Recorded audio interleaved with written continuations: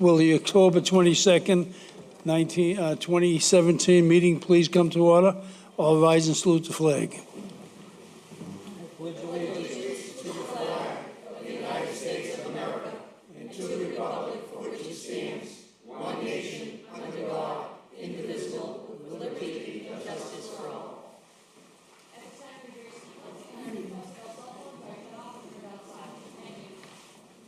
Roll call.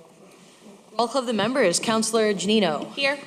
Here. Councillor Guanasso. Here. Here. Councillor Keefe. Here. Here. Councillor McKenna. Here. Here. Councillor Morabito. Here. Here. Councillor Novoselsky. Here. Here. Councillor Patch. Here. Here. Councillor Powers. Here. Here. Councillor Rotondo is absent.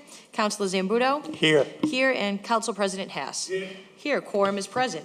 I'd like to have everyone rise. We had an unfortunate death in the community last week. A former fire chief, Dan Doherty, passed away.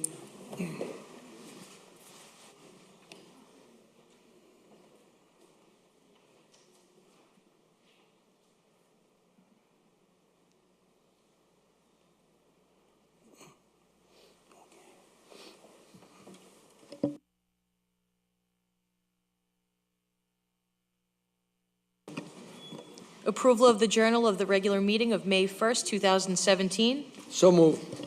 All those approved? All those in favor? Thank you. I'd like to call on Councilor Giannino at this point in time. Councilor? Thank you, Mr. President.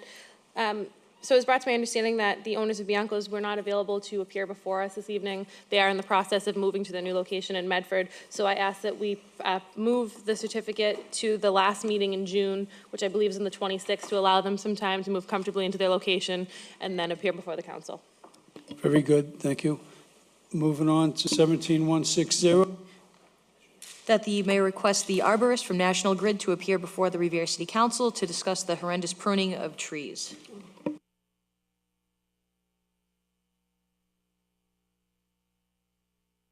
I'm Jackson Dunham. I'm the National Grid arborist for the North Shore. Here to answer any questions about the pruning in Revere. Yes, thank you. Oh, I'm sorry. Thank you, Mr. Chairman, Mr. President. I have pictures. We had pictures the last time, but and they were on television.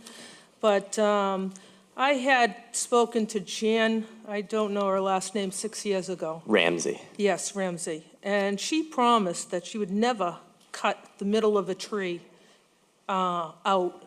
And what happens with the tree is they can't hold the weight on the sides. So you're cutting a V right out of the middle of the tree. Why have trees? Why have trees? You're butchering them. Now we have to take these trees down because they're no good. They're no good. They're going to die. We have the weights on the side. They can't hold the weight. The branches are going to fall, and we'll have to take down the tree. Now the city has to pay for that tree to put in. Are you we're going to hold you responsible for that tree? Because as the tree matures, it gets it increases in value, and you've taken, I don't know how many trees. I mean, all over the city, we can tell National Grid came in because they've put a V in all these trees. And you're ruining the trees. And we're an urban city, and we need the trees. So are you going to be responsible for these trees when they die and break? That's all I want to know. And here's the pictures, if you want to take them. It's disgusting. And people out there can call me a tree hugger, they can call me whatever, but we need trees in an urban community like Revere. With the planes, with the cars, with the pollution, we need trees. So there's probably a dozen trees that are like that on Winthrop Ave. Yeah. I hear everything you're saying. It's not, we have to make sure that we get the clearance for the lines, for the energized primary lines. And what we're working with is that if we, in a lot of these situations, if we don't V that tree out, we don't have much of an option. And there's a lot of pear trees in Revere. And what we're doing most of the time is we're going back to old cuts. And when I say old cuts, these trees have been shaped this way for the past 30 plus years. And so we have what we call sucker branches that then you have your V, they start to grow into the lines, and we have to keep going back to those cuts. Otherwise, those branches are going to grow into the energized lines, and that's where we can be looking at outages and so forth, which is everything we're trying to avoid. Okay, so when I met with Jim Ramsey, because I met her 6 years ago, she promised she wouldn't do that again. She would cut the trees round underneath the wires so we could keep the trees full and not have that V. And it works. But now we're going back to the old standard of cutting the V in the trees again.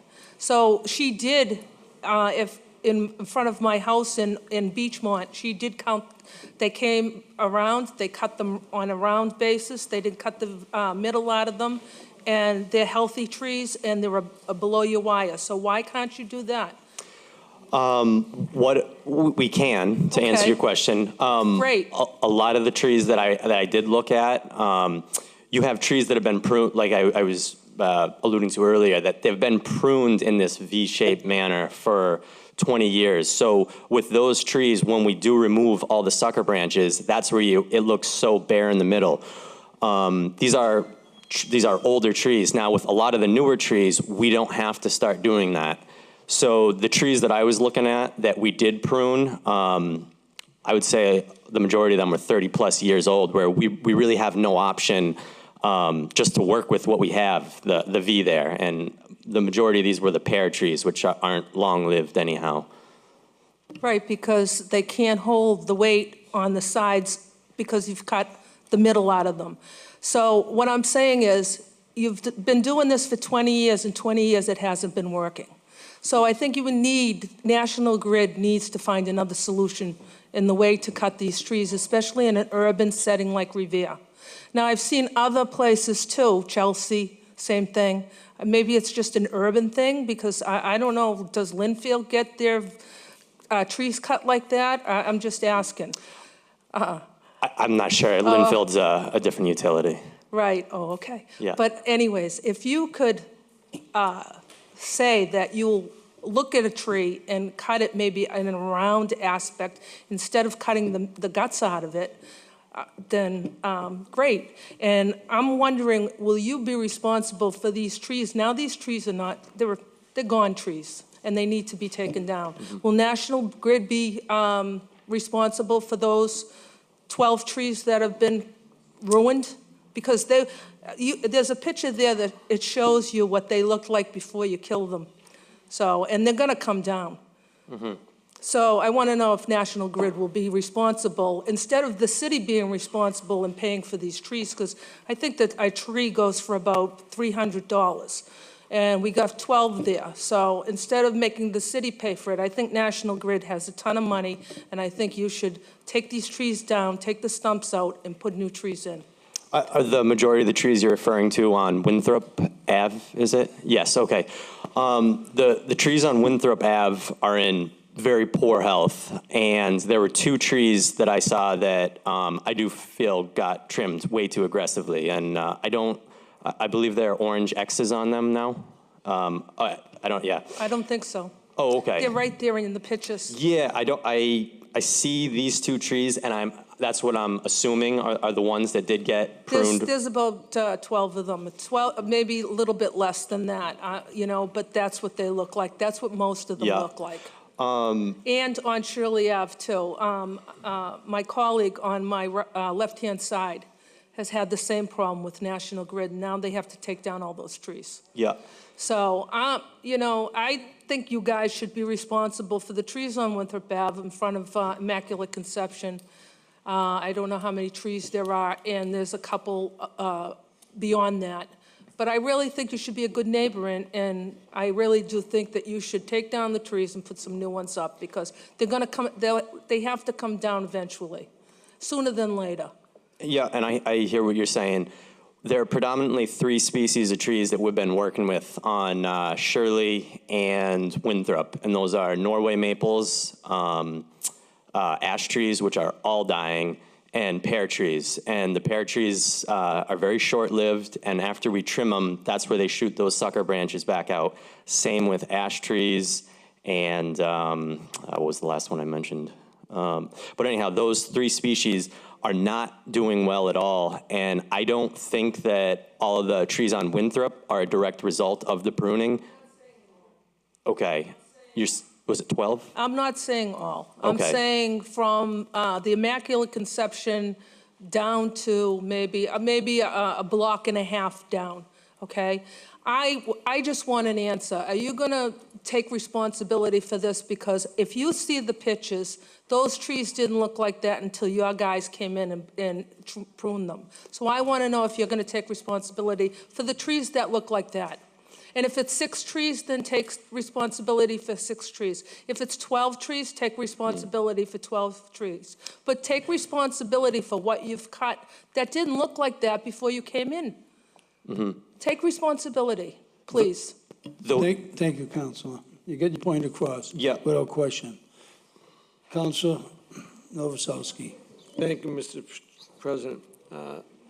Sir, some of those pictures, I believe, that have the red X's on them, Yes. I put those red X's on them, okay? On Arlington Avenue specifically. And what happened over the years, yeah, there are old trees, but every time they cut them, the bottom of the tree would grow, and the weight of the limbs of the main branch going out got rotted, and during the wintertime, they couldn't handle it. They were falling. We have one tree that's only a half a tree, right at the beginning of Arlington Ave. And as you go up the V, and it just became worse and worse as it went up the street. Now, up to between James Street and Centennial Avenue on Arlington, those are the 4 worst trees. We're taking them down. We'd love you guys to pay for it, because we're putting in new streets and sidewalks there. And I'm not leaving old, ugly trees like that are falling apart and the limbs falling on cars underneath. I'm not leaving them there. You know, it's costing us about $2,000 per tree to take them down for the 4 trees. I'm leaving the 2 up the other end because they're not in that bad shape. But when I put trees in, I'm making sure we put in trees. If we don't put in a short-growing tree, we'll just put them on the non-wired side of the street. Okay, the non-pole side. Yep. You know, that's our thought making now, but I would like to get some on the wired, on the telephone pole side that don't grow as high, you know, only grow maybe about the 20 feet that the wires are, the lowest wire. Absolutely. And that's what I'm looking for. You're looking at putting compatible, we use the term compatible, trees that aren't going to exceed a certain height, 20 feet, give or take. We stress right tree, right place. So you're looking to put those underneath the wires and then trees that have the capability to grow higher on the opposite side. On the opposite side. Okay. And so that's what you're looking for. And what was your request of me again? Well, to take down the trees that are falling apart. Yeah. You know, because of those V cuts. Okay. And they're on both sides of the street. I think there's 3 on one side and 1 on the other. So I would like to have National Grid take those down, clear the roots for us, and when we put in the new pits, new tree pits, that they come back and replace those trees. Yeah. You're referring to 4 trees? I'm referring to 4 trees. Okay. There are 2 trees that I'm right there with you. I do feel that those got pruned too aggressively, and I am willing to take those out. The other trees I would really like to, I don't know which trees you're referring to. I would really like to check those out, and I'd really like to go with the town tree warden, just to see because were some of these on the other side of the road? One, okay, and that was one that we had trimmed or pruned? That was pruned. That was pruned, okay. Because generally, if it's on the other side of the road, we're not V'ing anything out. We're just doing very, very minimal side trimming. Granted, there are variations. But I would absolutely be willing to go for a walk with anyone here who's interested. I'm Look at these available all the trees. Go with the tree warden, provide my insight, further educate on where we're coming from. But no, I'm right there with you. I wanna do our part. Okay, Councilor, we'll get together. Yes, absolutely. Councilor Rotondo. Thank you, sir. I have a couple questions for you. Sorry. You're fine. I apologize. First and foremost, who do you report to? I report to the lead arborist At National? at National Grid, correct. And who's that person? That is Seth Bernatchez, Bernatchez. So I really hate to say this. Whenever I hear someone says educate, it usually means denial, because you want to educate the city on something that is contrary to what we're thinking, and that's always a catchphrase for me. So what I'm thinking is that we talk to our attorney here in the city and formulate a plan on how to handle this legally. We can dance around this all day long. The only way that we deal with this is legally. So my request would be through you, through you to the chair, that we ask our city solicitor to file a legal brief about this, obtain every single tree that's been affected, and have one of our experts look at this and go forward with some type of a suit if it's necessary. That's probably the only way to do it. I think we should talk to Seth Bernatchez if we can, in order to find a resolution. If we can't find it with him, we go to your legal department and deal with it that way. I'm sick of dancing with utility companies, whether it be for the roads, whether it be for, trees or sidewalks. Enough. Not you personally, just enough. And the only way to deal with these people is legally. It's the only way they're going to listen, because they don't want to go to court. And at this point, this is what we got to do. And I would suggest that. Clearly, there are experts that we know. I mean, in fact, the chief of staff's wife is an expert in trees, is a certifiable expert in that field. So we should probably consult her, and I'd be more than happy to pay her to work on behalf of our city to ensure that this doesn't happen again. So if you wouldn't mind entertaining that, I'd appreciate it, because I'm sick of dancing with utility companies, whether it be the streets, such as Lincoln, or for that matter, the sidewalks, which I can name numerous. So enough is enough. This isn't you personally. This is the entire industry. Enough is enough. Thank you. Councilor Giannino. Thank you, Mr. Chairman. So I know you mentioned that that V cutting is with old growth. What is your protocol with newer trees? Directional pruning. So what we can do is a lot of times we can maintain a singular stem, and we can keep it lower and start sending it away from the wires, whereas before what we were doing is we'd have to drop out the middle because we had the wrong tree in the wrong place. We had pear trees were planted up and down these streets because it wasn't thought that they could grow that tall, and they go up to 40 feet, which is the predicament we're in. It's the wrong tree in the wrong place, and now we're trying to work with that.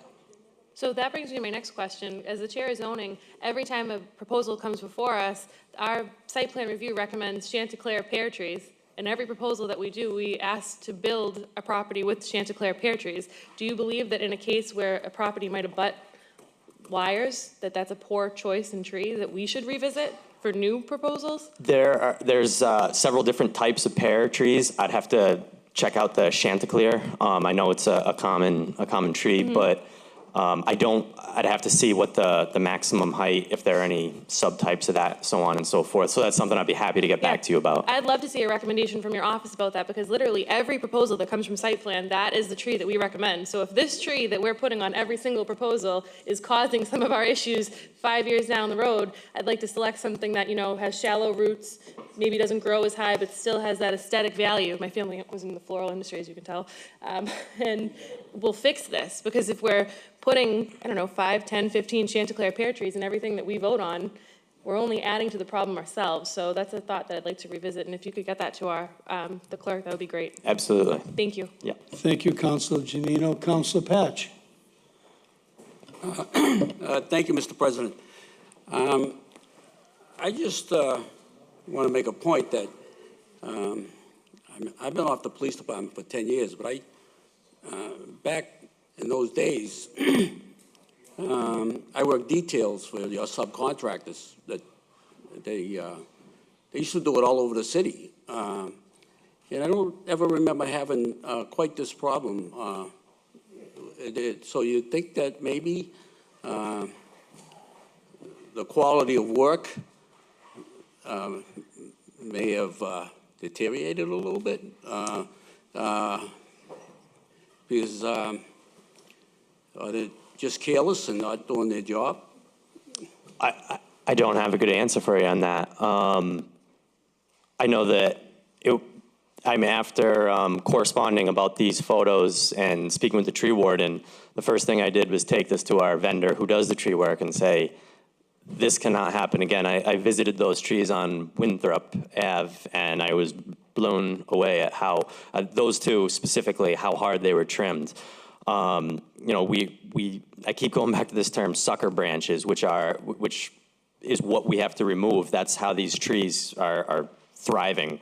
But, sorry, to answer your question, I don't want, no one wants this to happen again, understandably, and I'm doing everything in my control to make sure that it doesn't happen again. Well, I'm just saying, it just seems like it, you know, like I say, it's been, am I correct in saying you've been doing it for years? They have to do it. Mm-hmm. Maybe it's the quality. I'm just saying, maybe you should check on the quality of the work. Yeah. Of what they're doing. Maybe they're just rushing, trying to get done, and it's an easy way to solve the problem. You don't want to see it happen again. No, absolutely, I agree with you 100% on that. That's it. Thank you, Councilor Patch. Councilor Rotondo, your motion. We'll take the motion now. Basically, that we send this to Paul Capizzi, and we send a letter to their legal department regarding this issue, and that they render full payment for all trees, not just the two. Okay. And if not, we take them to court. On the motion, all those in favor? All those opposed? So voted. Councilor Powers, you had an issue? Thank you, Mr. President. Sir, the arborist, I would presume is responsible for any overgrowth on National Grid right-of-ways, et cetera? Correct. Okay. Well, we have an area that runs from Revere Street all the way down to the Linway. And National Grid does have a right-of-way there. And year after year, it becomes overgrown. In fact, some of the overgrowth goes into the backyards on the Linway. And I don't know if this is your decision to make or your boss's decision to make, but I would hope that you would take this information back to your department head and see if we can get somebody down there cleaning that area up. What happens is, in the overgrowth, there's a lot of papers that go into that, and right now, it looks terrible. And I'd like to get somebody down there before the growth gets higher and higher, and pretty soon you can't even see the papers, and it's just like one jungle. It runs through Oak Island, it runs Lower Revere Street, and it runs all the way down to along the boulevard to the Point of Pines. And you're familiar with that area, I presume? I think I am. Okay, all right. So that's my concern right now. If you could take that back, I'd certainly appreciate it. Yeah, absolutely. Thank you very much. Yeah. Thank you, Mr. President. Thank you, sir. We appreciate your time. Yeah. Thank you. And at this point in time, I'd like to suspend the rules and take up the lawyer for Wonderland Dog Tracks to answer some questions the City Council have had in the past and after this. Thank you, Mr. President.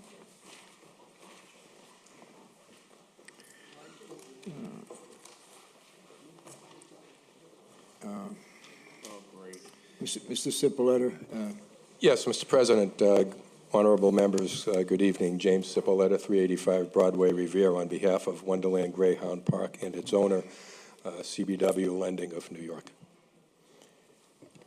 last week, and actually even several weeks before that, Councilor Haas and myself, Council President Haas and myself, submitted requests through motions for some answers to the blighted area down there, which is the old Wonderland Dog Track, which is owned by an LLC in the city of New York, and also to the parking situation down there. Now, our concern is the condition of that building. And I know that the city entered into some type of an agreement, and I'm looking at the agreement now, the copy that I have, and it says, if the sale of the property is completed by May 8th, the outside date, then upon receipt of a recorded deed, the property reflecting the transfer of ownership of the property, the escrowed funds, with all interest accrued, shall be promptly released to the owner. What I'd like to know right now is has that property been sold? Mr. President, with your permission to Councilor Powers, it has not.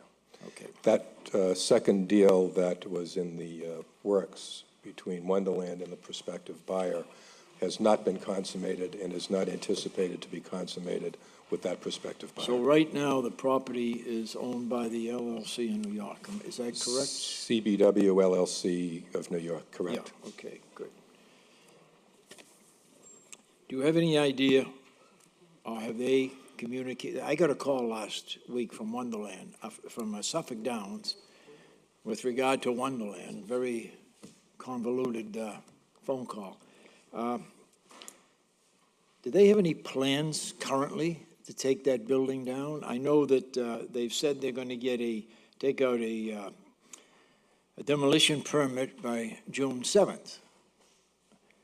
Now, a demolition permit is a permit. It's like if you could take out a building permit, you want to build a house, but you don't have to build the house right away once you get the permit, or whatever it may be.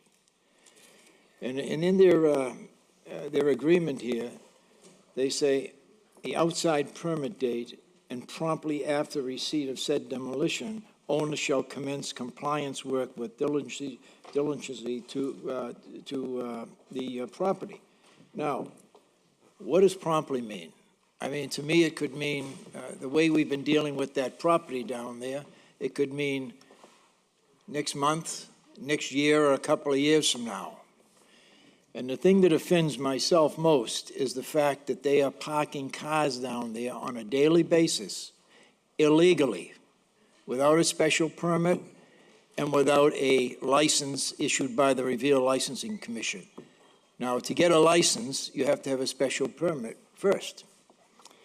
And I don't see that happening. So I have a motion in this evening, and I'm going to ask that the mayor direct all city departments responsible for policing that to get to work and get the cars out of there.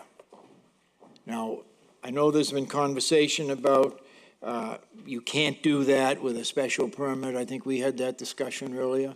We did. Well, I would call to your attention line 7 on the agreement that says this special permit shall expire in 2 years on July 30th, 2015. That's a couple of years, almost a couple of years ago. Indeed. So that permit, in my opinion, according to the agreement that was signed by Wonderland, signed by the LLC, that that permit has expired. They cannot be issued a license to park cars down there. And I would suggest that the mayor direct the city departments to get the cars out of there. They've got over 800 cars down there They're bringing them in all hours of the night, all hours of the day, particularly at night. The residents that live in the Sharma Street, Dunn Road area, all they hear is beep, beep, beep from trucks backing up, cars being opened and closed, alarm horns on the cars going, and they shouldn't have to put up with this. So I'm going to suggest, and in my motion tonight, that those cars be removed from that lot. They're taking in an awful lot of money down there. They have a ditch, which is part of the Eastern County Ditch Complex in that parking lot. It's completely overgrown with weeds, debris, etc. That's causing backups on Sharma Street, on Sagamore Street, particularly the one house down there at the corner of Sagamore and Neponset Street, that people can't even get in and out of the house down there. It's insane. So I would like to know right now, have they instructed you with a date certain of when the demolition of that property will commence? Yes, sir. So I have had the privilege to represent Wonderland since the days of the 1980s when Richard Dalton and Charlie Sarkis and his team owned the property. And they had been sensitive to the plight, as it were, of the neighbors, and the subsequent owners were directed to that as well. And in the past, when Wonderland was operating, was much more on top of the situation than perhaps they are now from New York. And as the council is aware, the owners of Suffolk, or the prior owners, the former owners of Suffolk Downs, owned Wonderland. And when those two properties split, Suffolk Downs having been sold, the dynamics have changed just a little bit. But to get directly to the answer to your question, I have spoken with the owners, and in accordance with the agreement, and I think it's paragraph 1B under enforcement actions escrow, the owner has deposited $100,000 in escrow with the city of Revere. And a condition of that deposit of escrow is that if the property had not sold by 8 May, which was the intended closing date, and the close of the due diligence period of the prospective buyer, then this agreement would take effect, and that by the 7th of June, they would have pulled a permit to demolish. They have a company contracted now to demolish the building. They have executed that contract. The owners intend to, on or before 7 June, pull the permit to demolish. And I know it was written by lawyers, and that's why it probably reads the way it does, but promptly, to my way of thinking, is forthwith. They shall take the steps to start baiting. There are certain things that are set out in the health code, fire code, and other codes that regulate this, but they need to forthwith begin those satisfying those preconditions to taking it down. It will be taken down. Vernado, one of the partners in the ownership triumvirate, if we will, has contracted with a company and given them the schedule and a copy of this agreement. If that doesn't happen, it's within the purview of the city to pull the trigger, and that $100,000 goes. So that would be Section 1B of the enforcement agreement that you referred to. So that's what I can offer in terms of what is going to happen rolling out from now till the 7th of June. A couple of things that occurred that caused the sort of the perfect storm. We had a confluence of different issues. One is that the owners are leasing rights to both Avis and Thrifty. Thrifty uses the parking area to service their park and fly customers. Avis, on the other hand, uses it to switch out their fleet, which rotates apparently in the months of May and June, April and May, I'm sorry, of every year. This particular year, everything seemed to happen at the same time. May have been a failure in communication, and probably was, where Avis delivered their new fleet and the vacation for Massachusetts and New Hampshire occurred on the same week. So what we had is a huge flood of parking, vehicle parking. The owners are painfully aware of what the concerns are. One is that they're parking too close. They're parking on the grass, close to the residences. They've been told to remove them. The beep beep of the trucks and the late night delivery of car carriers that have diesel engines and the mandatory beep when they back up, they've been cut off at some time early in the evening. They've been told that. And the third, I think, and maybe Councilor Powers didn't mention it tonight, but I think you've mentioned it to me in the past, is that sometimes the delivery person who's dropping off the car or is supposed to pick up the car hits the panic thing on the key fob, and it causes the lights to flash and the horn to beep. And that's annoying. Yeah. And they've been told not to do that as well. So the three concerns that were brought to my attention, I brought to their attention as well. It's very difficult to get in and out of a vehicle without that beeper going off. I know in my car it is. Well, I think they were actually setting the alarms off so that they could see the flashing of the lights and then go toward the car, is what I was made to understand. And with regard to, with regard to the parking down there, they're doing this, they're doing this, they're doing that. The bottom line is they're operating illegally. They have no right in the world to be parking cars down there. It's not accessory use to a dog track, as it was years ago. They had a special permit, which I supported. I voted for the special permit. I thought some of that money would be used for the demo. Then I had a meeting and I was told that the demo is going to cost $3 million and Renato doesn't want to do it and Richard Fields doesn't want to do it. I don't care about that. I care about what's happening down there. Years ago, and you may or may not remember it, but we had a fire down at the Ocean View Ballroom, and I believe a firefighter named Cassie was in there and died in that fire. I don't want to see that happen down there. I don't want to see some innocent person some kid that goes in there to play be injured in there because they didn't do their due diligence. So you can take this back to your clients and tell them, I'm putting a motion in tonight. I want the cars removed from there, ASAP, and I want that building taken down ASAP, or I'm going to request that the Inspectional Services Department go well and beyond that $100,000 and start finding them on a daily basis, which we have every right in the world to do. It's a blighted area. I've got pictures of it, and I've been through there, and you can't even walk through some portions of that building. And God forbid if there was a fire in there and firefighters went in, or emergency personnel, and something happened. Thank you, sir. Thank you, John. Thank you, Mr. President. Councilor Rotondo. Thank you, Attorney Cipolletta. Thank you for appearing. More importantly, thank you for actually, I guess, being the go-between between this council and obviously your client.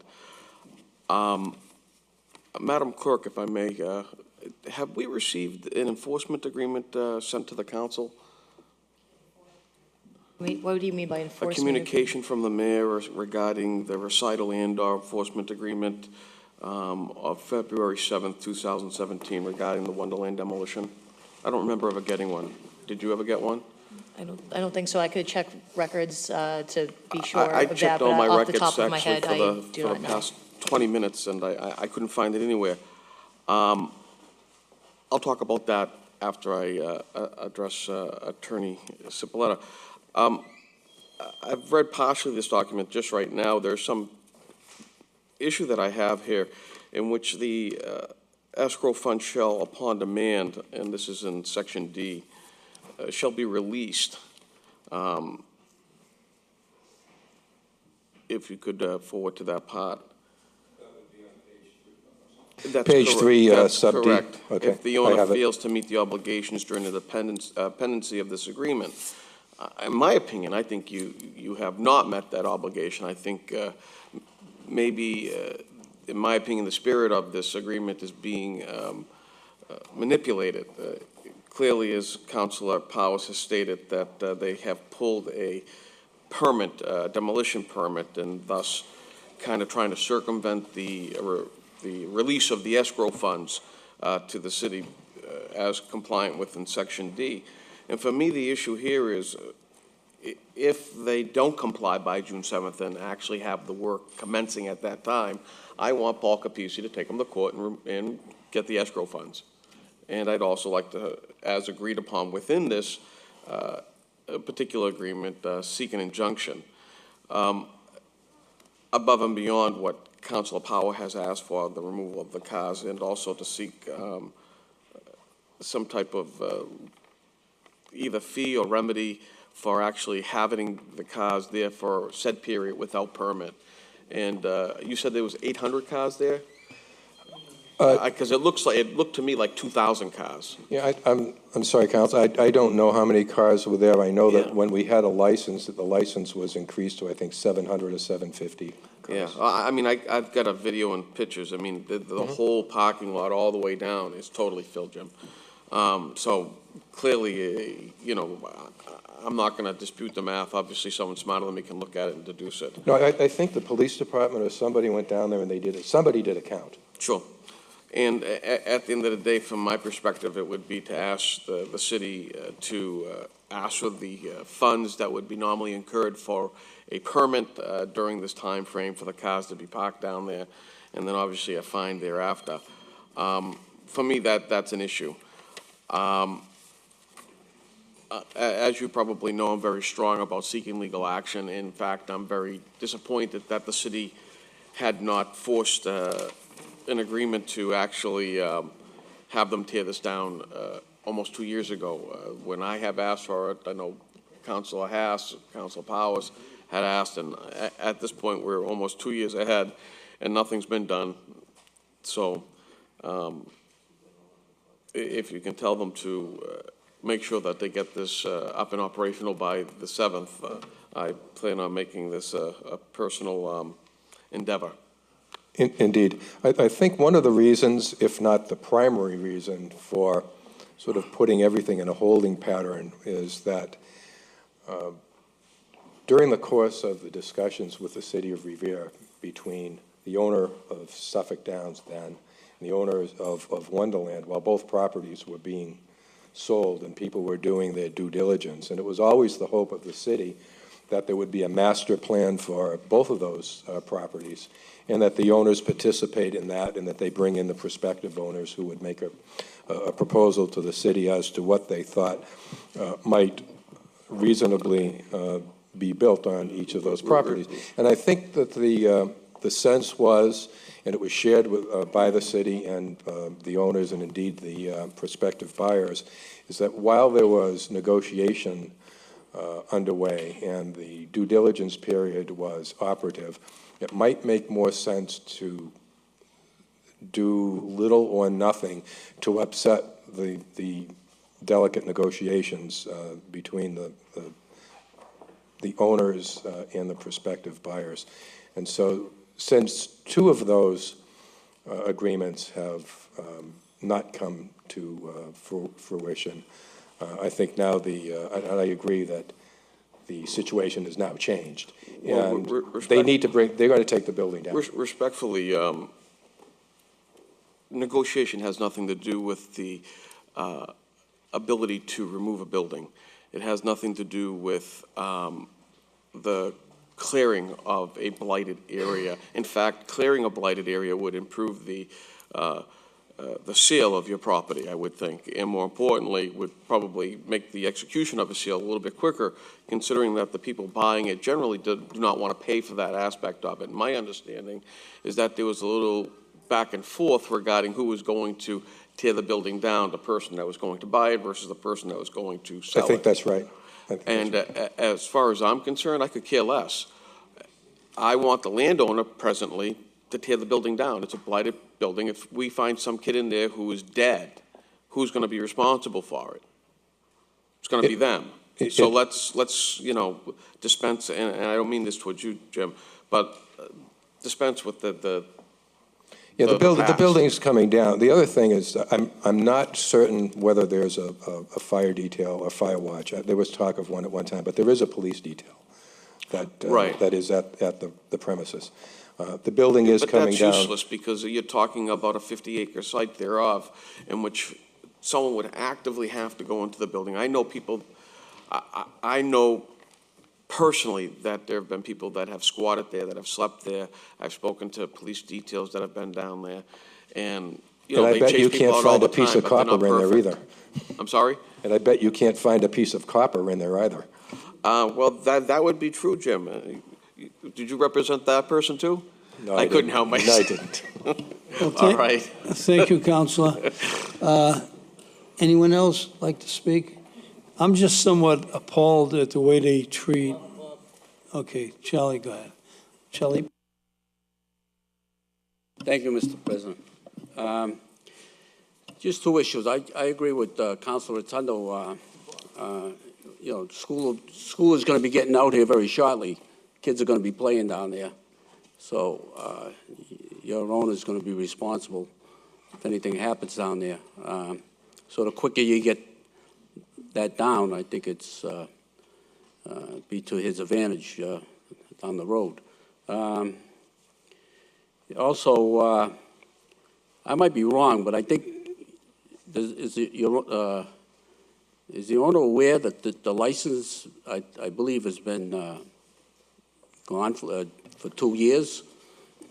There was For the cars, I'm talking about the cars now. I understand. There was a special permit issued by the city council that allowed the owners to continue to park cars at the site. Previously, the use was accessory to the dog track, and the council felt, and the site plan review committee felt, that when the dog track ceased doing business, that it's no longer an accessory use, although it's a parking lot, and it's basically used to park cars, and that's what they were doing. But they required us to come and get a special permit. We did. At that time, the owners thought, and maybe too optimistically, that it would have sold or changed in nature or character by then, by 2015, 2016. The city council attached a condition to the special permit, and it was sort of a sunset clause. This shall expire on whatever date, 30 July of whatever year, 15 or 16. There's some discussion as to whether or not that's a legal condition, but nonetheless, the License Commission, in view of that, did not renew the license for this year. They did for last year, they did not for this year, although the owner was willing to pay the fee.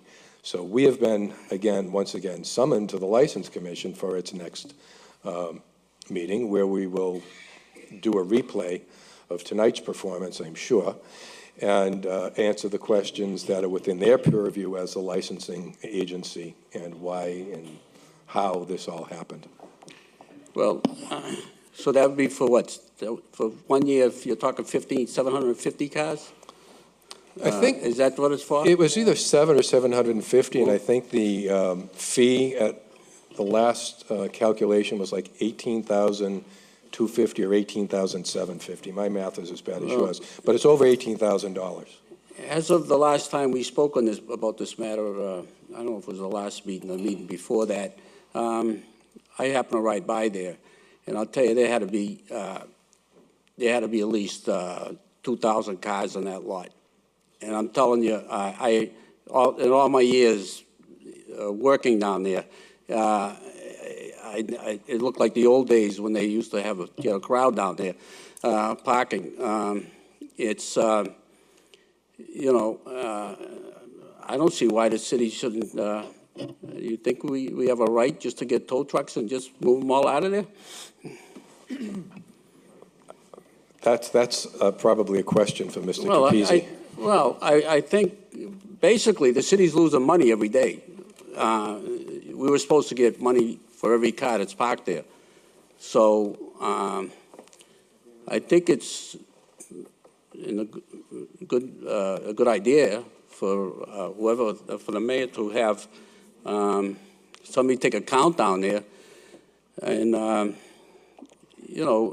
we should really look into some legal action going back, because the city's lost a serious amount of money over the last year. 2 years, 2 years. So, I'm for just getting a tow truck. If they don't want to pay us, let's tow them out of there. Actually, they do want to pay, but when we tried to pay the license commission says, we can't take it because you don't have a license. So they've always been willing to pay. Well, I hope you're putting money away. I'm sure they did. To get the license. And also, you did mention this 100,000, what is it, 100,000 in escrow? Yes. I think I heard at a meeting a figure of it's going to cost almost $2 million to tear it down. I don't know how much it's going to cost. $3 million? I've heard all of those figures, Well, I too. mean, 1,000 is nothing, because they don't care about losing 100,000 if they, this deal is going to be for millions. So, but again, let's get back to the public safety issue of the children getting out of school, going down there playing, and stress to the owners that the city council is not going to stand by while they continue to park cars there and not pay us, or we will call for the tow truck. Thank you, Mr. President. Thank you, Councilor Patch. Councilor Novoselsky. Thank you, Mr. President. Welcome, Mr. Attorney. Since we're talking about demoing, and you mentioned rodent control, big issue down there. That if anybody's going to call anything road in the city, that's it. And I would ask that, I know the rule is 2 weeks prior to, I would ask, like I did with the Shaw's site, that we do it be done 1 month prior to the demo, and that the homes, adjacent homes to the property on Dunn Road and Sagamore, and also along Kimball Avenue, that those homes be baited by the property owners doing the demo. So it's a bad situation down there, and people everywhere are getting croaked. And if we can help alleviate it a little, we'd appreciate that very much. Indeed, Counsel. In fact, you had called me, and we had talked about that a couple of times, so I know that you're on top of that issue. I think the agreement points to the code that requires the baiting and so forth. But if the lead time needs to be something longer than what's required, I think that the 14 days, and it needs to go to some other date, that may affect the back end of the demolition. But I mean, we'll leave that, I guess, to the city professionals. If you can bring that back to the I just made the property owners, I appreciate that. And the residents of Dunn Road and surrounding, I think. Right. You said. And Kimball I have Ave, it. Kimball Ave, yeah. Kimball. I have it. Yes. Thank you, sir. Thank you. Thank you, Councilor. Councilor Guanasso. Thank you, Mr. President. A couple of years back, we were all supportive of Joe O'Donnell and Richard Fields and all the membership of Suffolk Downs in working hard to achieve a goal for our community and also for them. For 2 years, they've been making sort of fools out of us by allowing this to take place. And I know you're the messenger, and I don't want to take it upon you, Jim, but it's certainly incumbent upon us as a council to bring this to your attention, to give them a know in certain terms that we can't take this anymore, we're not going to do this. And I think it's well within our legal right to tow them all out of there. I think because they're making fools of us, because the little $18,000 that they throw at us, it's really an insult, based on the fact that the inconvenience that's placed upon that property to all the residents in the area. Given a good wind and a trade wind blowing up the end of Ward 3, people can hear this beeping, so I can appreciate the fact that people right next door, how they feel. And it's just not a good neighborly thing to do. I think that they've tried our patience, and I think that to suggest that they keep putting off a date, like you mentioned, June 7th of next month, these are all dates that are always concurred when we're about to go ballistic on you. And I just think that we have to tell those folks that, what about the good neighborhood representation that we have with them for years? Why I don't think they that's why honor I their mentioned Dick commitment? Dalton's I mean, honor their outlook. commitment, do something with these automobiles, and when they take them out in a fashion that it doesn't really impact the whole neighborhood, and it doesn't impact the traffic pattern that's in that area, in a highly congested Bell Circle. So I think we're being good neighbors by being so tolerant. I think we're showing our patience to the fullest, and I think that now the test of time has come that they have to do something about it. And I would revert to drastic measures as towing them out if that would need be. But we have to have some conclusive conversation with them that says, okay, tomorrow morning we're going to start taking some out. We have a plan in place. We don't have any of that. We don't have any of that before us. Everything we hear is innuendo and rumor, and we're basing all our decisions, how we make collectively up here, on those decisions, which is unfair.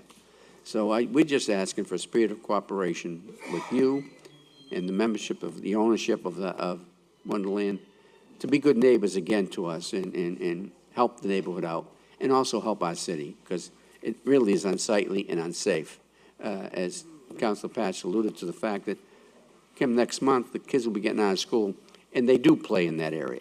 So we take it and we weigh it upon you, Councilor, to do your service to us and them to have them removed as soon as possible. I will do that Thank you, as well. And just, I did not participate in the writing of this agreement, but the agreement does say the 7th of June, 2017. And I can only assume that that date was chosen because it predates the time of the summer dismissal from school. So, and the total demolition occurring and being completed before the kids are out of school. That's an assumption on my part, which may or may not be reasonable, but they are committed to moving forward on or before 7 June and taking the building down by mid-June. Thank you, Councilor. Anyone else?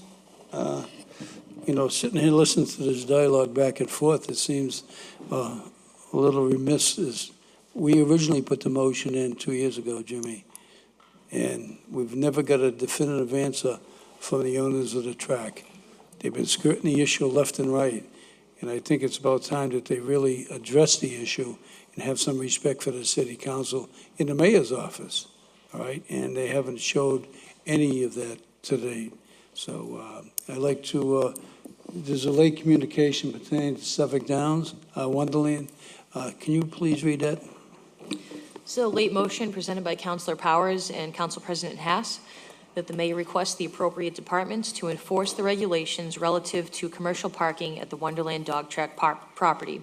Whereas the special use permit expired in July 2015, and whereas the property owner has not acquired a parking lot license from the License Commission due to the fact the owner does not have a special permit for such use. Councilor Rotondo. Thank you, Mr. President. Unfortunately, I think the motion will, I'm sure the Attorney Cipolletta will advise accordingly or make the comment that the agreement in hand will supersede this current motion. They've complied by promptly seeking a demolition permit, and they have to June 7th to execute it. And there are other remedies within that state that the city has to negotiate with, if I'm not mistaken, on page 3, with the company. I understand the concern regarding the cars, but as Attorney Cipolletta points out, we do not have an agreement with them in order for them to pay us the money. And considering that tomorrow they're going to go before the board, we can't ask the board not to rule on it. It is, I would suspect at the very least, highly unethical. However, what troubles me the most is that an agreement was made by the mayor and never transmitted to this council in February, knowing how we felt about this, knowing most importantly that this was an issue that we deemed high on our agenda as a body from the very beginning of our sitting in January of 2016. I'm highly troubled by this, highly. And I hate to say it, but this is just a pattern. Thank you. Mr. President, point of information. Powers. The motion before us is relative only to the parking and not to the demolition of the building. So I would ask my colleagues to support this motion this evening so that we can move ahead and send the message to the LLC in New York and the people that own the property other than them, that it's time, the time for patience and delay is all over in the city of Revere with regard to Wonderland. We want the cars out of there and we want the building demoed. Thank you.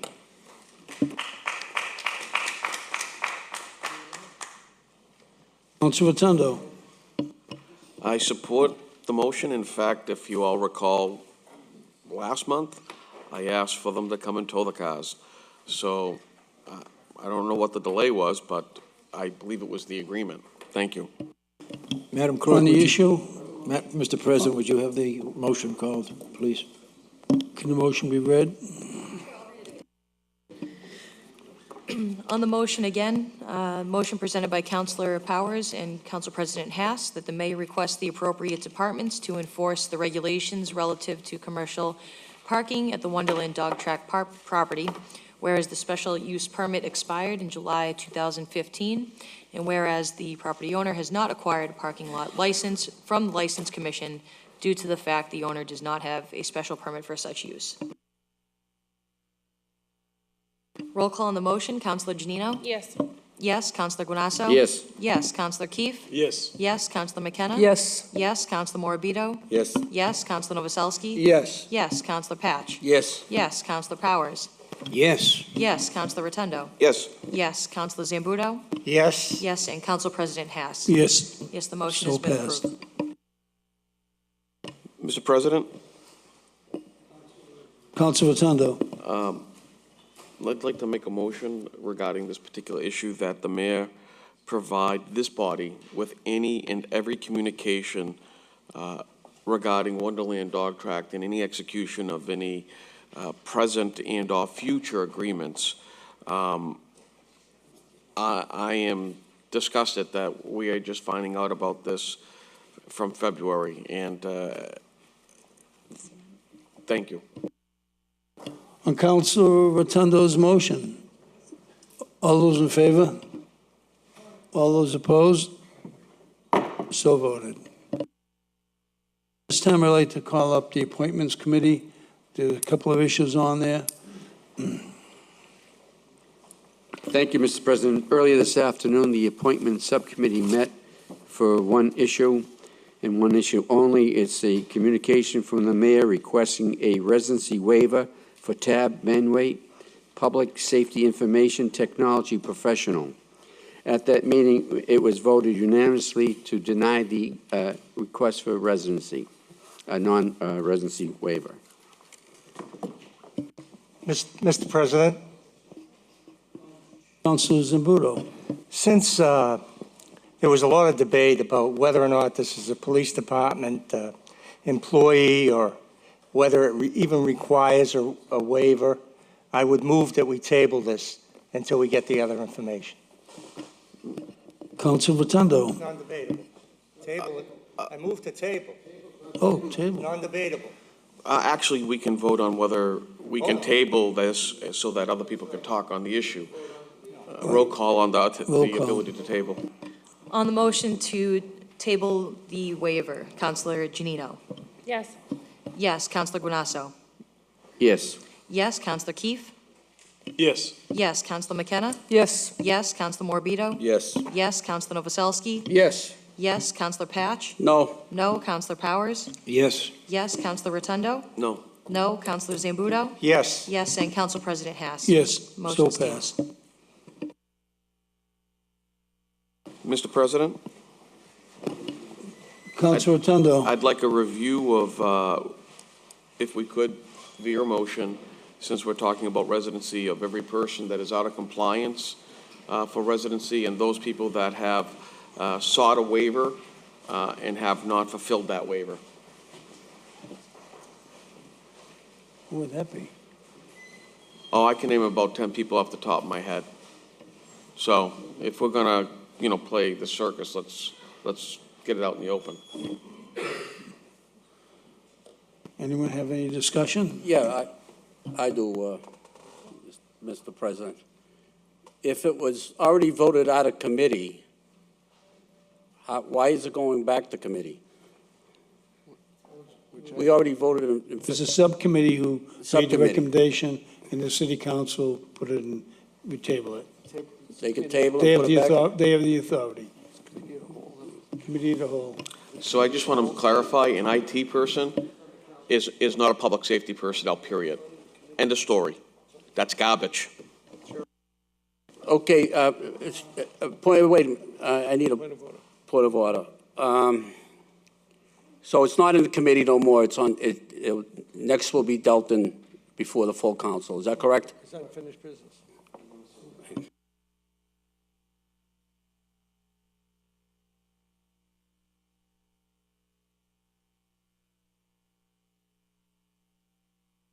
Point of information from the Chair of Appointment Subcommittee.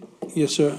At the Appointment Subcommittee, I asked the question, I begged the question if people wanted to table it, open for discussion at that particular time. Then subsequently, there wasn't any response, and a request of the petitioner was asked if he wanted to table it.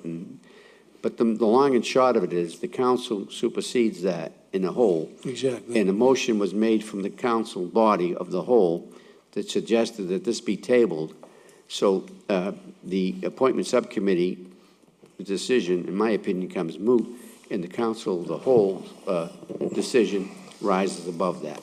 Because they are the confirmation body, not the appointment subcommittee. That's correct, Counsel. The appointment subcommittee is a referral body of the city council. Exactly. Thank you, Mr. President. Councilor Rotundo. I totally agree with Councilor Guanasso. That is the procedure. That is parliamentary procedure. You're 100% correct.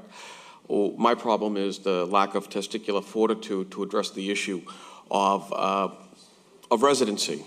If you're not going to deal with the issue of residency because it's a election year, then so be it. But as far as I'm concerned, I believe in residency, and we keep on giving out these waivers to everybody from Omar to Ruben. I mean, either we have a residency requirement or we don't. So either we erase it or we stand by it.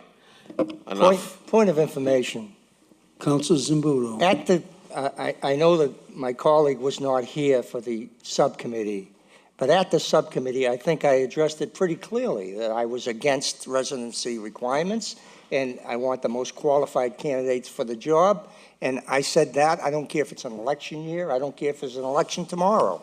I tell the truth up here. That's the way I feel. I think it certainly has merit that you pick the most qualified guy for the job. And sometimes that's not a resident. I would love it to be the resident if it was, but I think that that was put in politically many years ago. Still a political football, especially in an election year, but it doesn't affect me. Thank you. Mr. President, Councilor Rotundo. through you, I perfectly understand what Councilor Zambudo is saying, and I respect what he says. I will say, coming from healthcare, the issue of residency is a very major issue. See, the best and the brightest move to a particular area in order to work in that particular area. So if the best and the brightest want to be employed by the city of Revere, they can move to the city of Revere within a certain period of time and grace our city with their presence as they're getting paid by the people of this good city. Thank you. Thank you, Councilor. No one else?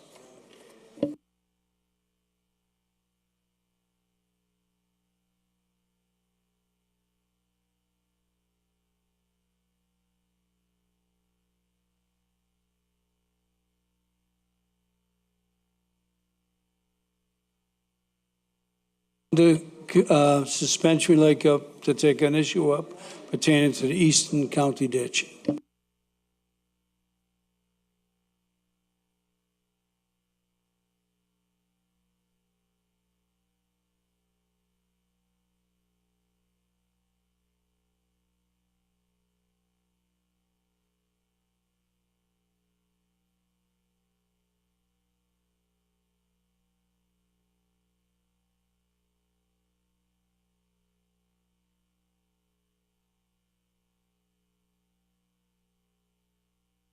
We have the representative from the Commonwealth of Mass come up and address the city council.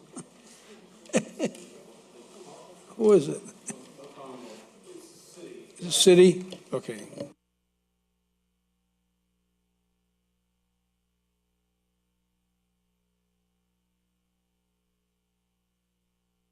Councilors, most of you know me, Paul Rupp. I'm the city's development consultant, and with me is Doug McGarrah from Foley Hoag, who's the city's outside counsel on the waterfront square and related issues. So, Mr. President, the resolution before you is to confirm the city's acceptance of the Eastern County ditch. This is a portion of the Eastern County ditch over on the Wonderland waterfront square side of development. This is going to be acquired by the city at the expense of the developer, Eurovest, from National Grid. The appraised value of the parcel is $20,000, again, to be paid by Eurovest. And then the ditch will be widened to expand in the flood storage capacity for the site. And that work is also being undertaken by Eurovest in conjunction with the redevelopment. It was a condition on the original approval of the Waterfront Square project in the Mass Environmental Policy Act back in, actually, I think it was 2009. And the ditch will be widened for expanding flood storage capacity. The National Grid line will remain there, and they're reserving an easement to keep it there. And this will allow the site to have proper flood storage capacity with the redevelopment of parcels H, which is the alongside of the where the bridge comes over and the public plaza has been constructed, and is really essentially a necessary part of the infrastructure, again, being paid for by Eurovest. And I'm happy to answer questions about it. It goes. This is the vote here is really confirming the city's authority to do that. The last time this project was before the city council was actually in 2007, and since that time there have been certain changes that have occurred in the development, authorized actually by state statute, including the fact that this parcel H development, where the gate residential and hotel are going to be built, are actually going to be conveyed in fee instead of at a ground lease to the MBTA. So that's also a part of the kind of the resolution confirming that that's the terms of the We have no communications from the mayor's office at this point in time. We have nothing before the city council.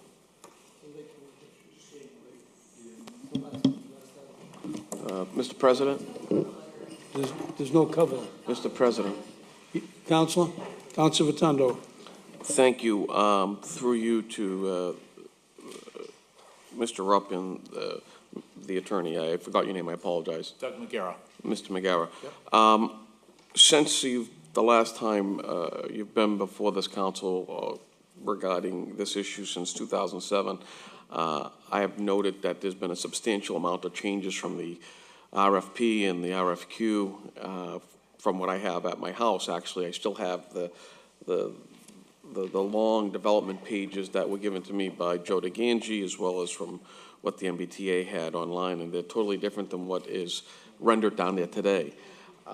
Is there a possibility that we can get copies of the changes, which are public record, sent to this council so we can see actually what has changed.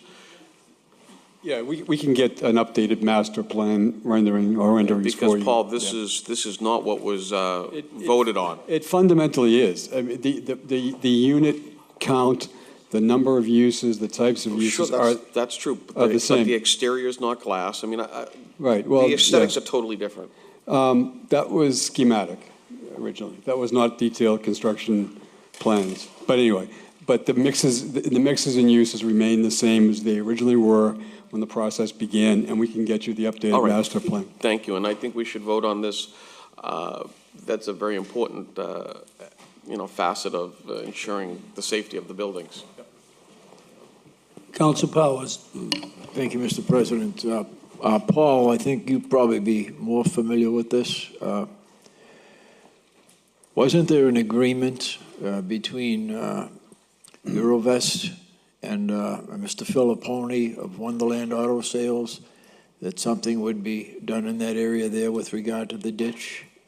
I recall hearing something about that, but I'm not particularly familiar with it. I heard that there was something. Who would have the specifics on that? I think Eurovest would have that, certainly. Okay, you're in contact with Eurovest? Yep. Could you get those specifics? What's the name of the business again? I'm sorry, Counselor. Could you? No, I mean, the name of the business is what? Yeah, actually, it's North Shore Auto, Wonderland Auto. Okay. Wonderland Auto. Yep, okay. And the principal's name would be George Filippone. Okay. And thank you. Thank you, Mr. President. Thank you, Council Powers. Council Novoselsky. Thank you, Mr. President. Mr. President, in general, I don't think I have a problem with this, but where this is really isn't, it just came to us tonight, and it is quite lengthy, may I say. I would ask, and it is in my ward because it's right behind all the construction going on down there along Ocean Avenue. And I would ask that we put this in a committee and to discuss, and so it's clarified in detail. The mayor, there's not even a cover letter with this. Yeah, Councilor, I want to just take a little bit of responsibility on behalf of the mayor for this. We are in the middle of closing these transactions, and there has been some pressure brought on, especially by the MBTA, to close either one or both of the Parcel H transactions before the end of the fiscal year. So we are in the midst of really trying to close on the gate residential piece of it, which is parcels 4 and 5, within as soon as the next week. And so part of the reason that this is a big thrust upon you, and I completely acknowledge that it's a lot to digest, is that these transactions are getting coming down to the wire, if you will, and that's what is causing the sort of urgency of action. I understand your question, and I respect what you're asking for here, but it is because of these transactions that this thing is being accelerated. Well, Mr. President, I say this, and I've always said it, somebody else's mistake is not my emergency. And I still want to make sure we know what's going on exactly. And as far as the MBTA, they don't do us any favors. They are our worst enemies. It was many, many motions that we put in and requests that we make of them. They ignore us. So as far as I'm concerned, let them wait. So I would ask that this be put in a committee to discuss and in detail so we know exactly what's going on, how wide it's going to be, how deep it's going to be, how much land it's going to take. I think that's important for us to know because it's going to affect the people that are living in Vanguard and people living at 650 and people living at the Gate Residential and the hotel and my neighbors at the Carabetta properties. It affects every single one of these people. And I don't think this ought to be rammed through. Thank you. Thank you, Councilor. Councilor Rotondo. Thank you. I clearly feel differently, but I have the same disdain for MBTA. What I would ask at this point, my understanding is that you need this in order to obtain performance rights with the MBTA for a fee, if I'm not mistaken. Is that part of this deal? Well, this is all a part of the overall development, and the MBTA is conveying a portion of their property in fee. And this is an improvement. I mean, it is to enhance the flood storage capacity of the site, which is a precondition to its redevelopment. Does that answer your question? Pretty much. The other question is when did, when was the city notified of this issue? Well, the Eastern County ditch has been an issue. No, of this particular issue, not the Eastern County ditch, this particular issue that you're presenting to us today. When was the city notified? No. When were we notified, you know, as to this? The nature of the action, I think, that is before you is kind of a confirmatory vote on all the actions related to Wonderland. I'm So sorry is if this I'm the not being first clear. time that you're engaging the city regarding this particular issue, or did the mayor's office know about this prior? That's my question. It's been developed over time. We have regular meetings with the developer and with the state agencies and with the city. So And why it's weren't we been on the notified agenda earlier? For some time. Why? Why weren't we notified earlier?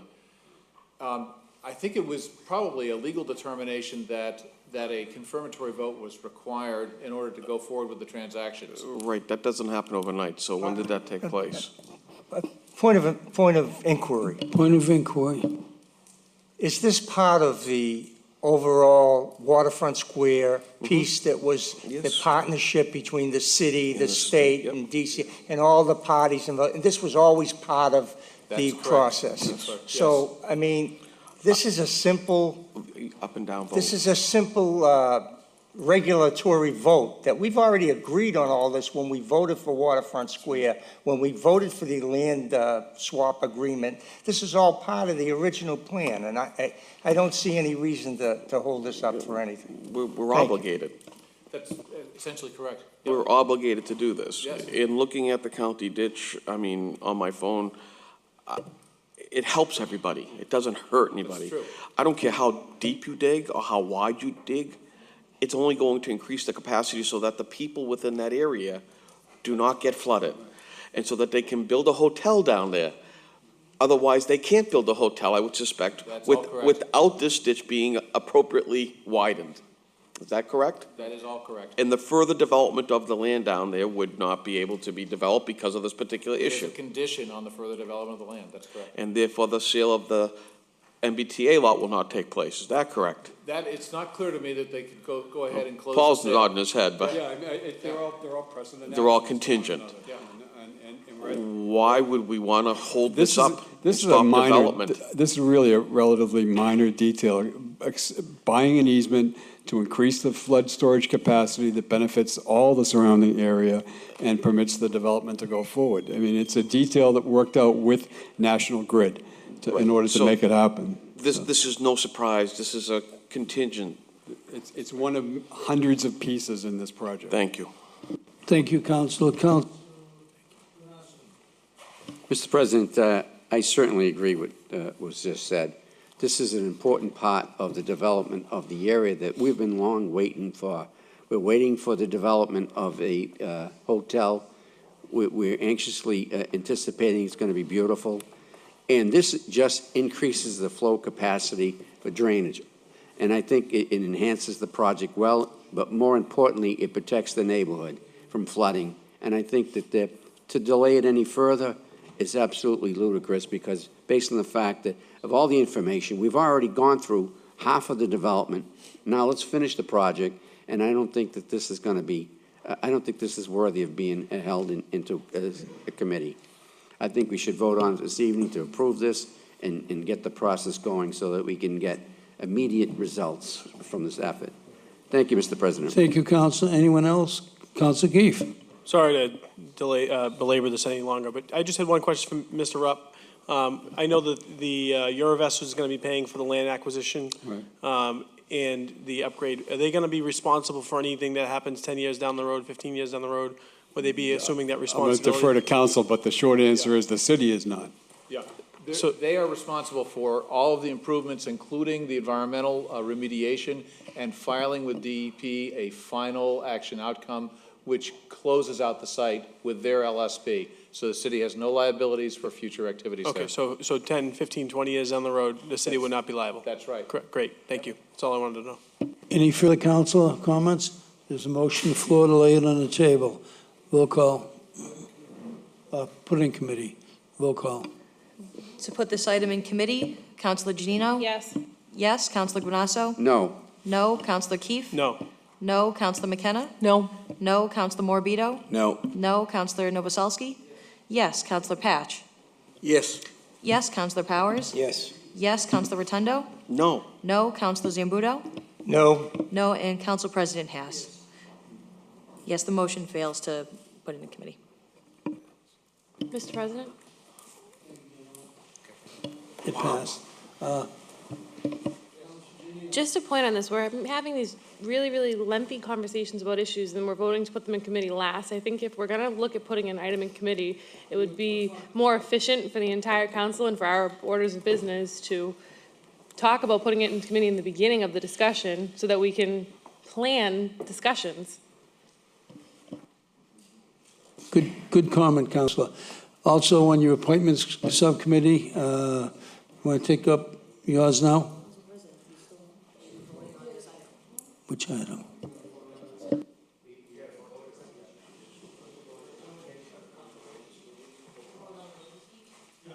Release it, yeah.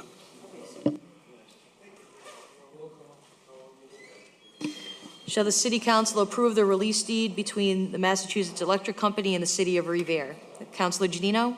Yes. Yes. Councilor Guanasso? Yes. Yes. Councilor Keefe? Yes. Yes. Councilor McKenna? Yes. Yes. Councilor Morbido? Yes. Yes. Councilor Novoselsky? Yes. Yes. Councilor Patch? Yes. Yes. Councilor Powers? Yes. Yes. Councilor Rotondo? Councilor Rotondo? Yes. Councilor Zambudo? Yes. Yes. And Council President Haas? Yes, the release deed has been approved. Moving on, we'd like to have Councilor Giannino bring up her subcommittee reports. The zoning subcommittee met earlier this evening and discussed 4 items on our agenda. The first was calendar item C17-04. Bellevue Revere LLC, 72 Squire Road, Unit 2, Revere, seek permission from the Revere City Council to construct an 8-unit townhouse development on Lot 5 of Bellevue Avenue and extend Bellevue Avenue as a private way to service said townhouse development. This was voted unanimously favorably by the subcommittee with the site plan review findings as a condition. Madam Clerk?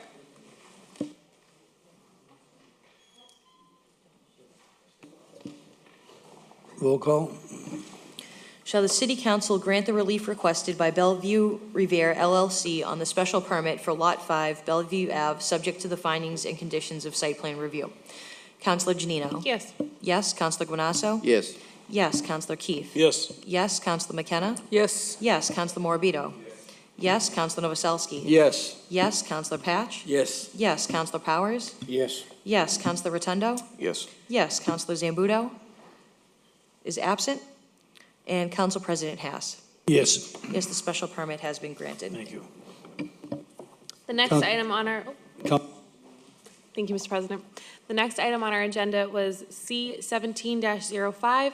Adriana Galliano and Horatio Jamilo of 52 Bennington Street, Revere, seeking permission from the Revere City Council to modify a non-conforming 3-family dwelling by converting the basement into 3 additional bedrooms for expanded living area at 52 Bennington Street, Revere. Site plan review gave an unfavorable recommendation. The committee had concerns as to what the proposal said versus what the applicant was actually asking for, and due to some miscommunications in the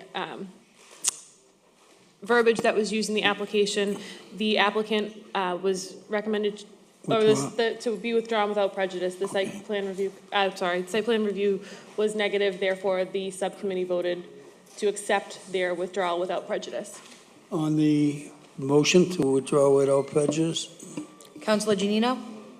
Yes. Counselor Guanasso? Yes. Yes. Counselor Keefe? Yes. Yes. Counselor McKenna? Yes. Yes. Counselor Morbido? Yes. Yes. Counselor Novoselsky? Yes. Yes. Counselor Patch? Yes. Yes. Counselor Powers? Yes. Yes. Counselor Rotondo? Yes. Yes. Counselor Zambudo is absent.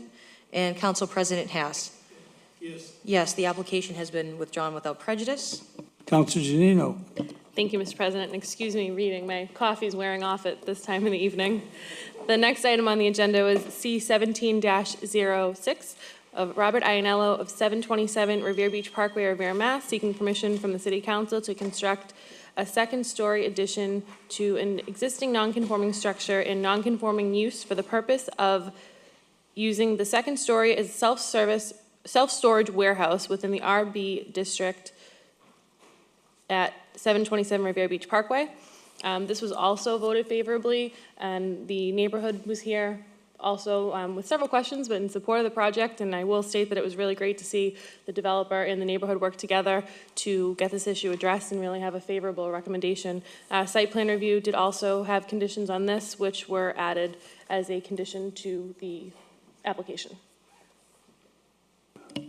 On the subcommittee's report with the recommendations of the site plan review, roll call. Shall the City Council grant the relief requested by Robert Ianello on the special permit for 727 Revere Beach Parkway, subject to the findings and conditions of site plan review? Counselor Giannino? Yes. Yes. Counselor Guanasso? Yes. Yes. Counselor Keefe? Yes. Yes. Counselor McKenna? Yes. Yes. Counselor Morbido? Yes. Yes. Counselor Novoselsky? Yes. Yes. Counselor Patch? Yes. Yes. Counselor Powers? Yes. Yes. Counselor Rotondo? Absolutely, yes. Yes. Counselor Zambudo? Yes. Yes. And Council President Haas? Yes. Yes, the special permit has been granted.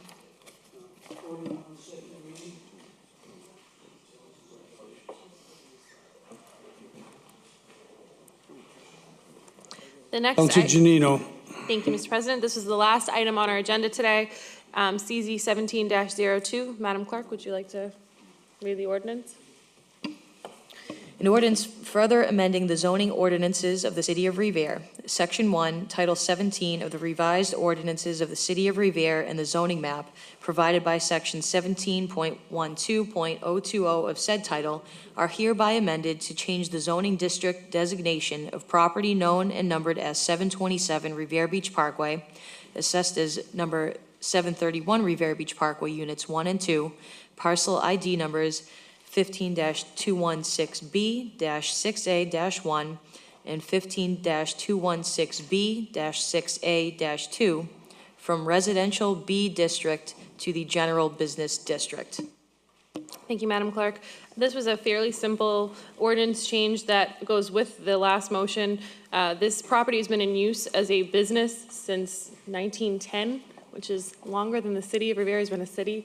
It's historically a commercial business use. However, the way the parcel is, as several are in the City of Revere, they need this zoning ordinance to be addressed in order to keep it a commercial use. And any time in the city that we're taking a residential property and making it a business property is a win for our city because it's bringing more revenue in and helping our businesses in the city. This was also voted out unanimously in favor by the subcommittee. Madam Clerk?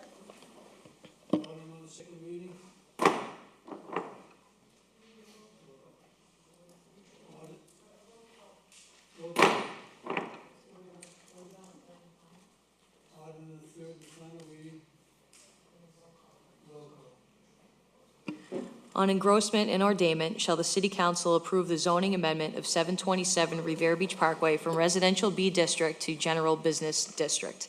Counselor Giannino? Yes. Yes. Counselor Guanasso? Yes. Yes. Counselor Keefe? Yes. Yes. Counselor McKenna? Yes. Yes. Counselor Morbido? Yes. Yes. Counselor Novoselsky? Yes. Yes. Counselor Patch? Yes. Yes. Counselor Powers? Yes. Yes. Counselor Rotondo? Yes. Yes. Counselor Zambudo? Yes. Yes. And Council President Haas? Yes. Yes, the ordinance is engrossed and ordained. Mr. President, Counselor Zambudo? can I be recorded as yes on the first one? I was out of the room for a second. And while we're under suspension, can we file for reconsideration on all four of those and so in the hopes it won't prevail? Have to do them separately? Okay, so let's do them separately. Let's do them separately. reconsideration.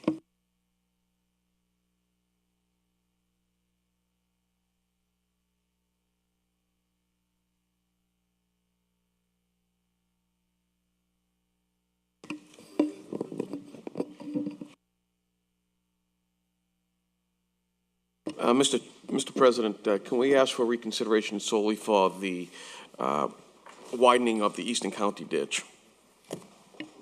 That particular motion.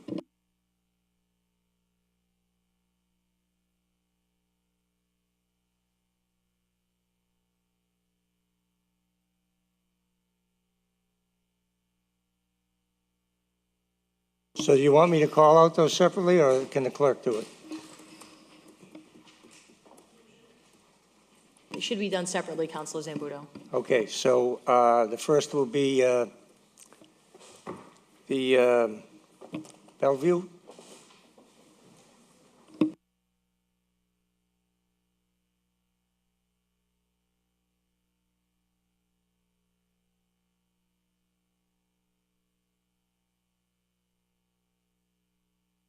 The next is the Parkway on the special permit.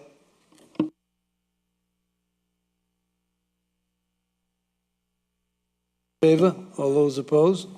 So voted. And what's the last one, the zoning issue? Yes.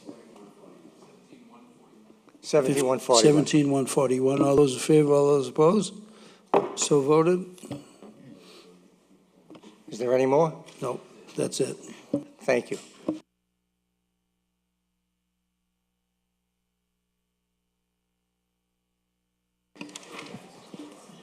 On to public hearings. Communication from the mayor requesting an amendment of the revised ordinances of the city of Revere relative to the purchasing ordinance. Any proponents? There being none? Any opponents? We'll close that section. Open to discussion for the city councilors. Mr. President. Councilor Novoselsky. Thank you, Mr. President. Mr. President, I submitted this to try and make things work better between Public Works and the school department and other various departments that, excuse me, that run into large numbered issues on for doing things in a faster way.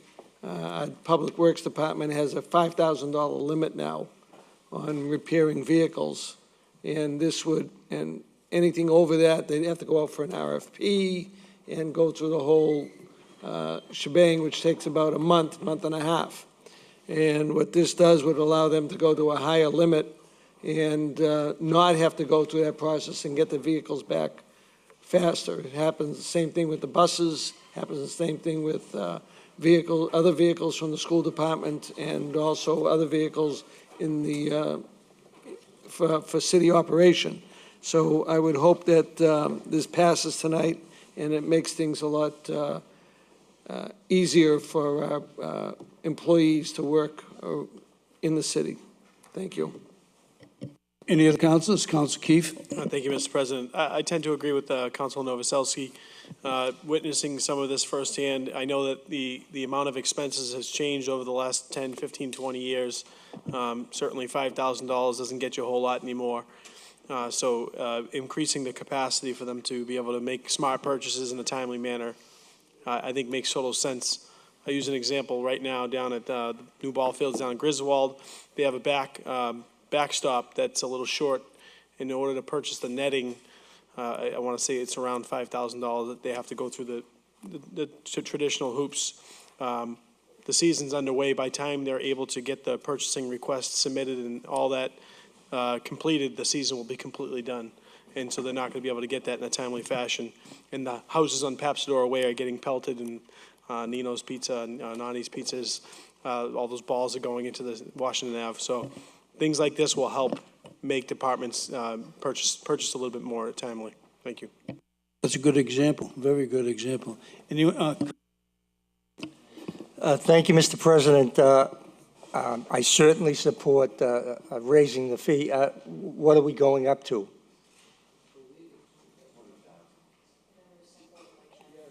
$20,000?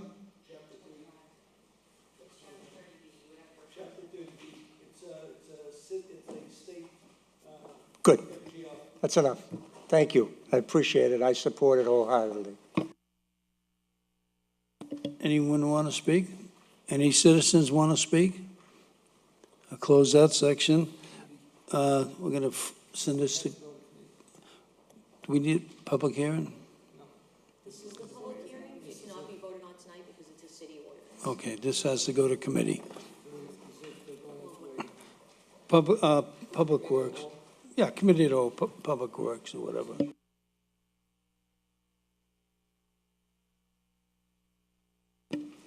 Public hearing called as ordered on the application of National Grid to install an underground conduit for service to 212 Shirley Avenue.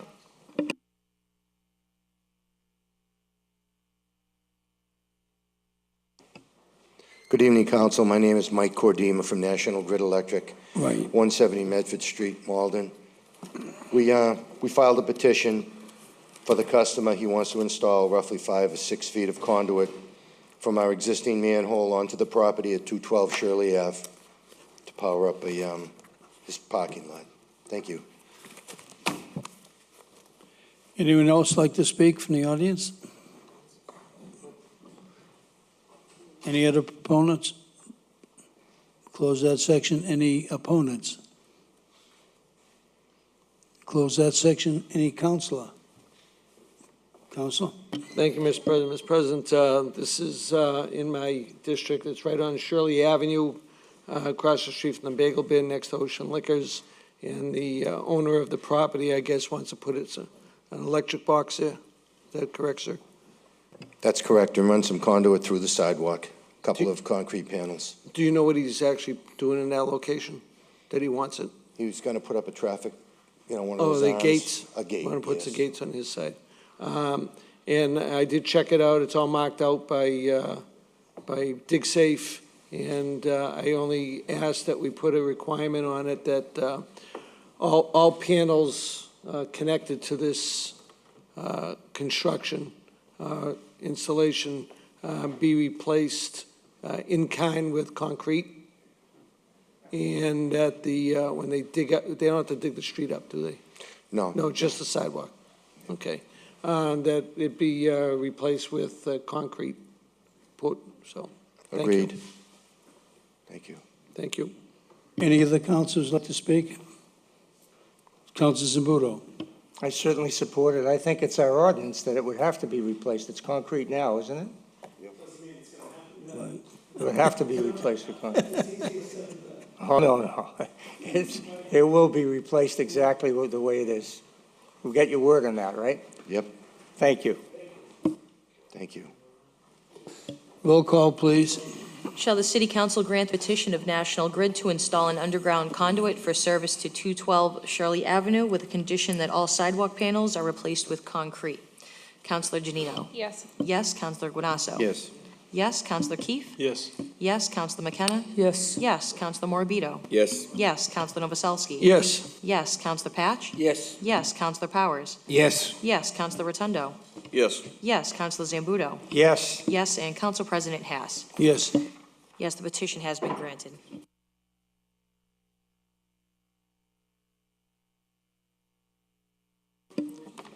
On to committee reports. Rule 23, subject to the City Council's rules of order. These are being reported out of committee with the recommendation to be placed on file, remain in committee, or Mr. President. do with the will of the council. Councilor Novoselsky. Mr. President, on 17-165, that was in my Public Works Committee, and unfortunately, we didn't have a recent one. And I did get a call from the petitioner to see if we can expedite it. So I've asked him here tonight and to explain exactly what he's doing. And hopefully we can approve this and let him move on his way. Is he here? Yes. Oh. Tony, you're up. You're up, Tony.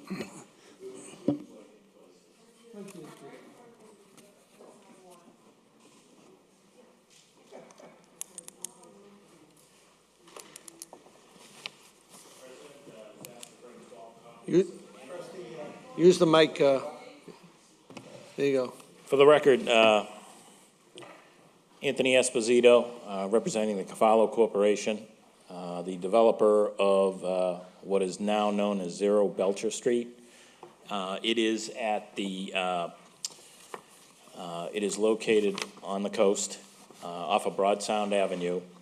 Currently, it houses, if I may get my notes.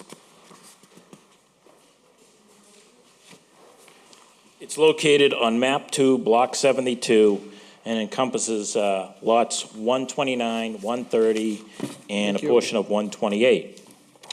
The proposal is for a single-family home. It is designated in red on this plan. As you see on site plan 1, it's located in this location right here. Okay? National Grid came before you to request to allow them to place underground service, both temporary for construction and permanent to service the new single-family home along in the middle of Belcher Street going to the new dwelling. There is a utility pole located on the north intersection corner of Broad Sound and Belcher. A riser will be provided. National Grid is here with me, and if my electric is not as good as my civil engineering, so he can correct me if I'm saying anything wrong here.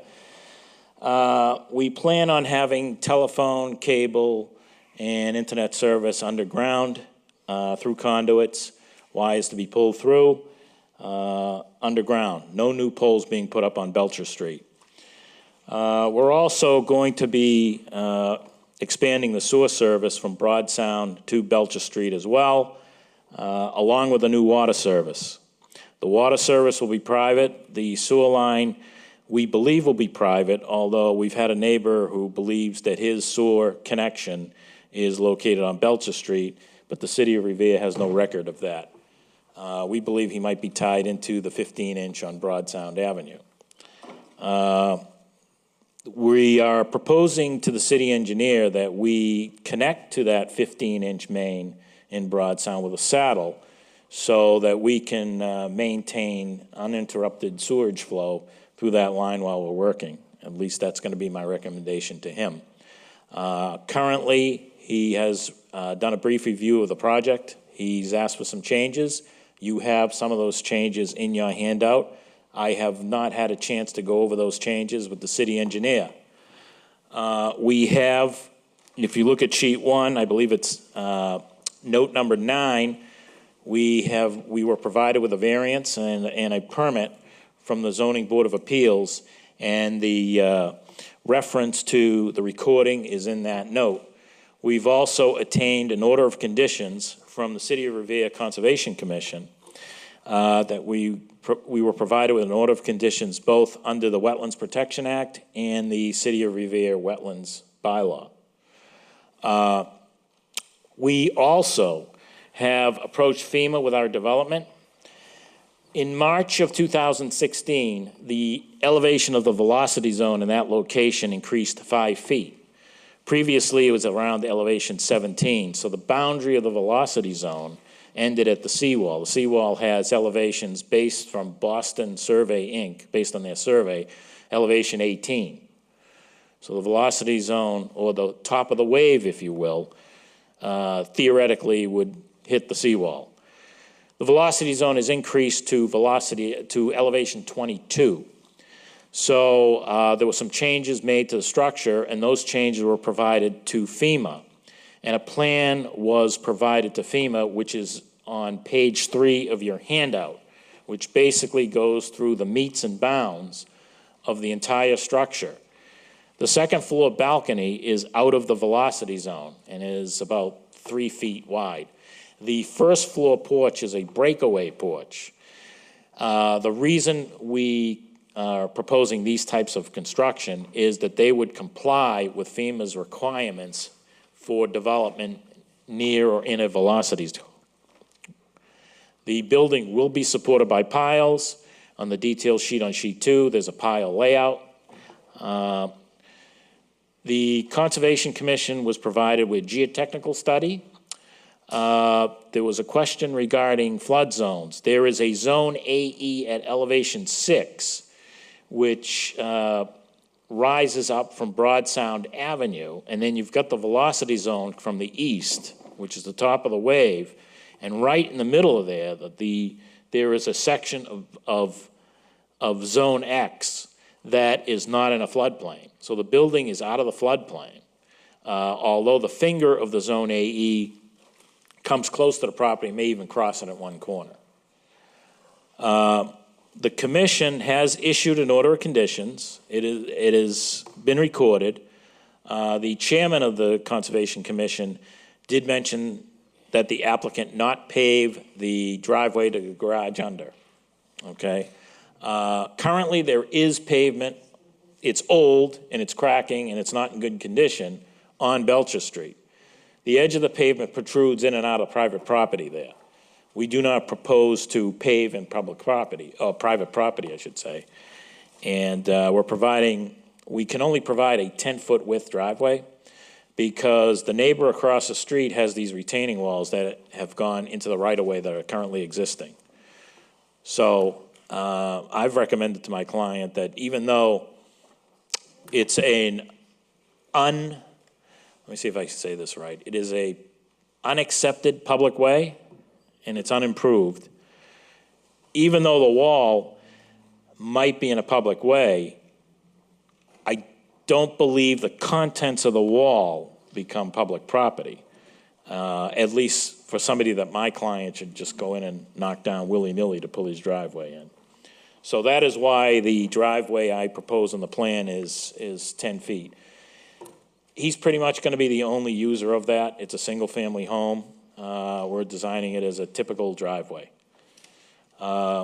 With that, I'm open to questions, and I want to request on behalf of National Grid that they be allowed to provide both a permanent and a temporary service for the development of that single-family home.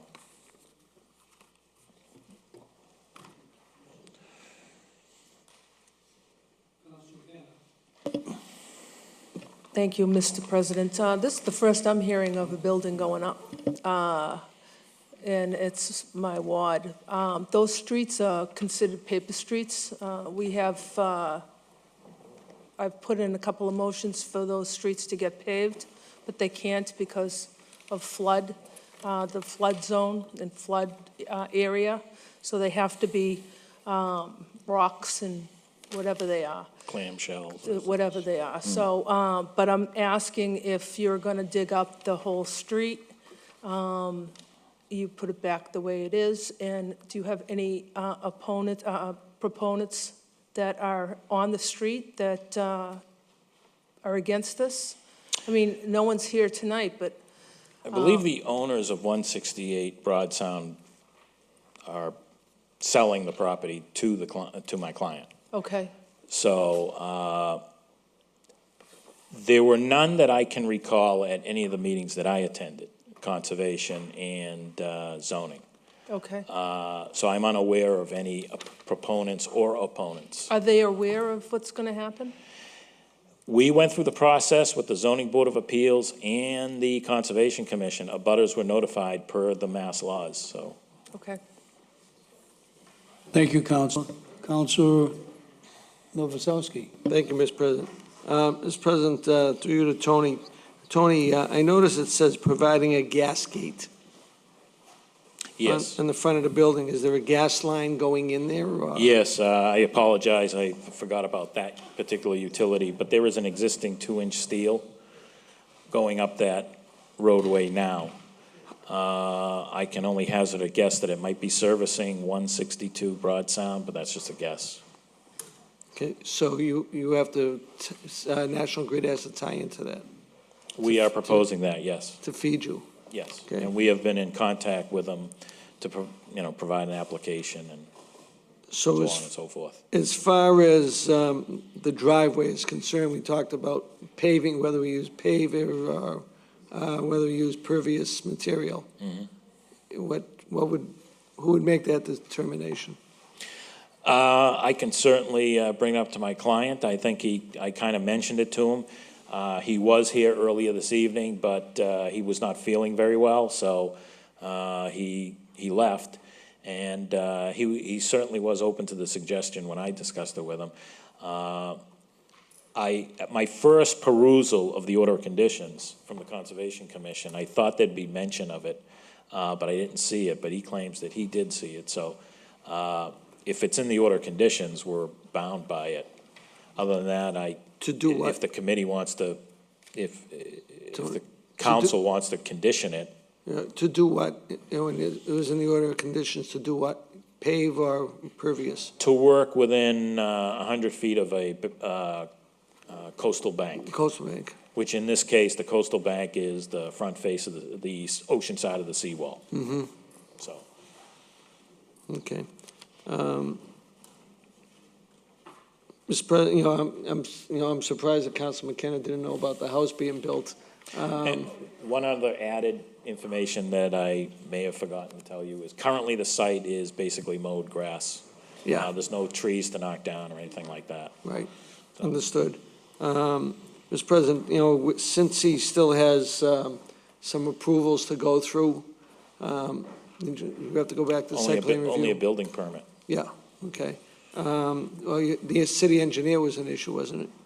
Well, the city engineer elected not to review, well, we need an application to tie into the City of Revere Water Service. We need an application to tie into the City of Revere Sewer Service. Mm-hmm. The city engineer is elected to wait on his review until we went through all the permitting phase. So. Okay.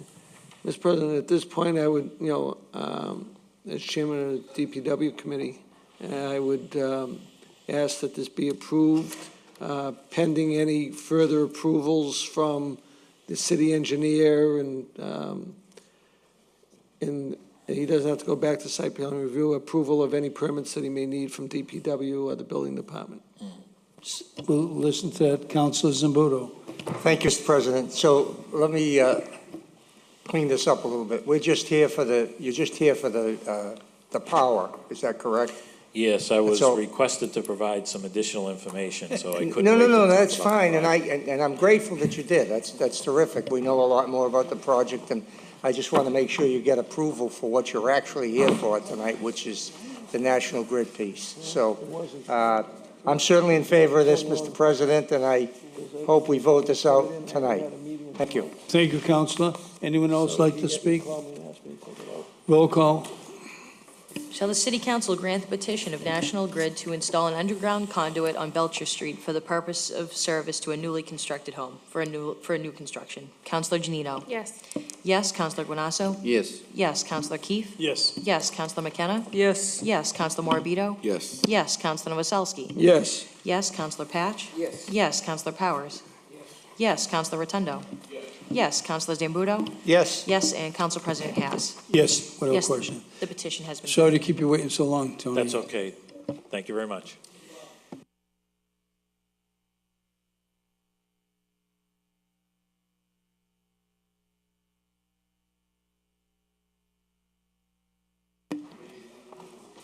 Another Rule 23 report, 17-044, motion presented by Councilor Rotondo that the city purchase in bulk several hundred bait traps to provide to the community. Likewise, that the city look into the feasibility of using owls to attack the major issue of rodent infestation.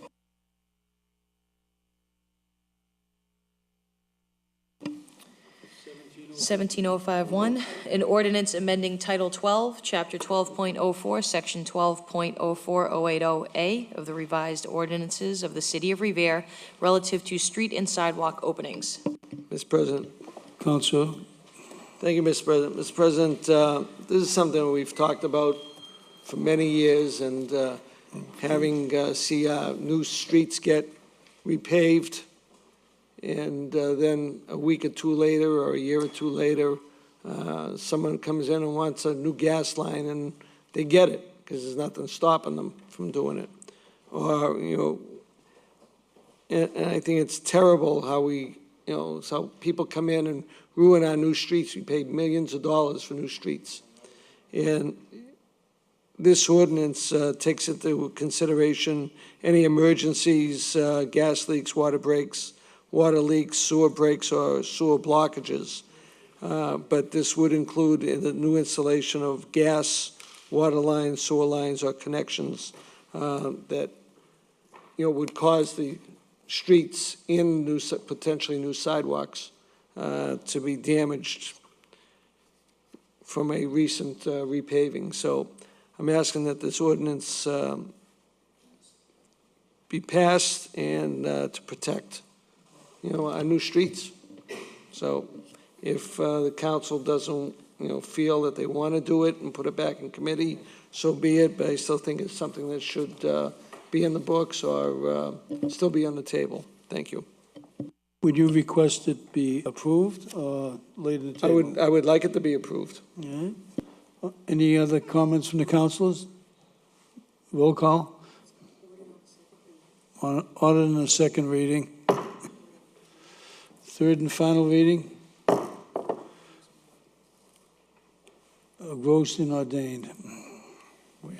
On engrossment and ordainment, shall the City Council approve the ordinance amendment relative to Section 12.04.080A of the revised ordinances of the City of Revere relative to street and sidewalk openings? Councilor Giannino? Yes. Yes. Councilor Guanasso? Yes. Yes. Councilor Keefe? Yes. Yes. Councilor McKenna? Yes. Yes. Councilor Morabito? Yes. Yes. Councilor Novoselsky? Yes. Yes. Councilor Patch? Yes. Yes. Councilor Powers? Yes. Yes. Councilor Rotondo? Yes. Yes. Councilor Zambudo? Yes. Yes. And Council President Haas? Yes. Yes, the ordinance has been engrossed and ordained. 17-052, motion presented by Councilor Novoselsky that the mayor take immediate steps to privately contract out services to provide various signage for the city. Place on file, please. 17-057, motion presented by Councilor Rotondo that the mayor institute a 10% homeowner tax exemption. Councilor Rotondo, file. Placed on file. Okay. 17-059. Motion presented by Councilor Rotondo that the mayor contact the state auditor to conduct an audit of the Revere Fire Department for the past 2 years. Further, that the mayor appear before the city council with Fire Chief Bright to explain the scope of the request of the audit. It appears there's no initiative on the other side, so yeah, place on file.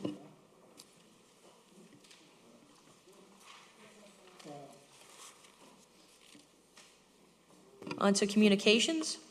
17-166, communication from the mayor requesting the acceptance of Massachusetts General Laws, Chapter 59, Section 5, Clause 5th C, exempting veterans organizations from property tax for up to $1.5 million in value.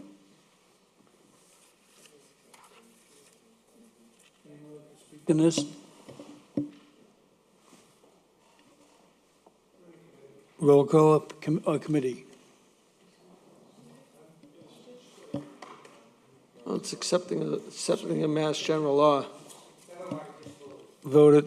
Okay. Roll call. Shall the city council accept the revisions of Massachusetts General Laws, Chapter 59, Section 5, Clause 5th C? Councilor Giannino? Yes. Yes. Councilor Guanasso? Yes. Yes. Councilor Keefe? Yes. Yes. Councilor McKenna? Yes. Yes. Councilor Morabito? Yes. Yes. Councilor Novoselsky? Yes. Yes. Councilor Patch? Yes. Yes. Councilor Powers? Yes. Yes. Councilor Rotondo? Yes. Councilor Zambudo? Yes. Yes. And Council President Haas? Yes. Yes, the Massachusetts General Law has been accepted. Mr. President, I just need Councilor Rotondo. a point of personal privilege. I'd like to interrupt you, and sadly, it was just text to me. There's been a suicide bombing in Manchester, England, in which 19 have been killed and 50 are reported severely injured. And Manchester, London have a heavily populated of expats, Americans that are up there. So our heartfelt thoughts go with those in England. Thank you.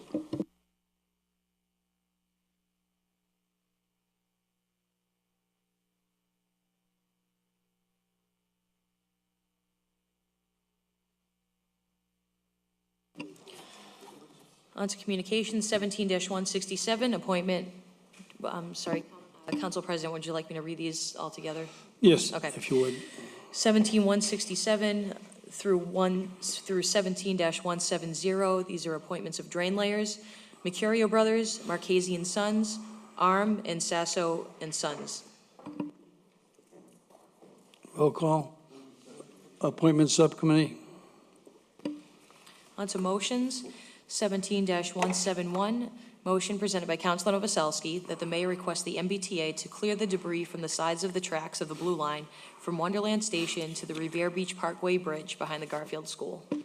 Council.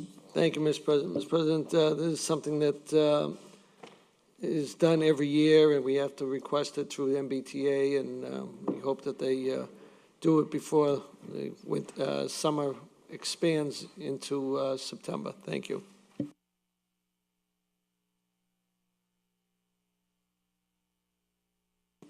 17-172. Motion presented by Councilor Rotondo that the city of Revere investigate how 63 Vane Street obtained a curb cut. Councilor Rotondo. Speaks for itself. I'd like it to remain, to be quite honest with you. Okay. On the motion. Can I speak, Mr.? Yes. Just a point of information. I must disclose that this house, this piece of property was a listing of mine. It was an active listing of mine. It's owned by Roberta Russo, who is 85 years old. She's a widow. She fell down a flight of stairs, broke her hip, does not have a vehicle, and is living in a nursing home right now. So my question to you is, being that you were a former Ward 4 counselor, knowing the area and knowing not only just that one house was a listing of mine, but there are hundreds of illegal curb cuts throughout the city of Revere, and unfortunately, I don't condone it. Fortunately, I do not condone it, but I'm just giving you some information that where did you? I guess this arrived. My question is, why that house? Why not 70? Why not 65? Or why not the other 30 on that street? Well, through you, Mr. President, number one, I might remind you that you're being highly unethical by making your point as though you have represented this property and now you're inflicting yourself into this issue, which has nothing to do with you. Number two. Excuse me. Point of information. I'm going to recuse myself from the. I'm recusing myself from the vote. Number two, I had no idea that you had anything to do with the listing at any time. I didn't see any type of sign in front of the property whatsoever. Check your paranoia. Number three, the resident next door has had an ongoing issue with that particular property that was brought to my attention, and I brought it to the chief, and I had suggested that they deal with it accordingly. However, the chief had said to me that, in fact, there's been issues there. I went to the property, and as the occupant had asked me to look into it, which is what I'm doing. I had no idea that you had any involvement with Mrs. Russo whatsoever. Well, but I am just told a little that the ironic. daughter. Gentlemen, let's calm it down. I am told. Stephen, you're If going to I have offended you, I apologize. I am told that the daughter who lives in the Cape is the one that now is the caretaker of the mother, and also the one that the property owner is dealing with.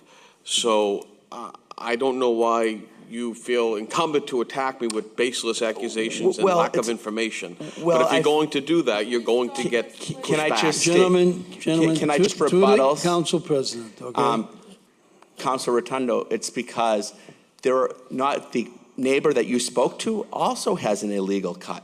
This has been brought to the city's attention. There are just so many that they can't keep track of which ones are and which are not. So, because there's so many. But at the same time, I wanted to know why this house, why this elderly lady, why this widow, why this lady who just fell down and broke her hip and is in a nursing home. Why single? Now I understand why you singled her out. No, I didn't single her Well, out. her neighbor did. And The neighbor and little her- do you know, did you know that the neighbor attacked a police officer, the same neighbor? Point of information. Point of Mr. information. President, this conversation is highly inappropriate. Thank Can we either you. put it in committee or move it or put it somewhere, but this is absolutely ridiculous. All I'm asking for is to investigate it, to find out what the issue is and why and how. That's it. I'm not a cop. I'm not here to do that. That's what they're there to do. And if you're going to attack me for doing my job, then so be it, because quite frankly, over the past several years that you've been up here, don't even go there. Okay, on the Well, motion. Mr. President, let me make an amendment to that Come on. motion No, then. it's not going to continue. Can we make an amendment to have the city investigate all illegal curb cuts rather than just Point of have one information. address? If it's a conflict of interest, Giannino. I don't know if you can amend it.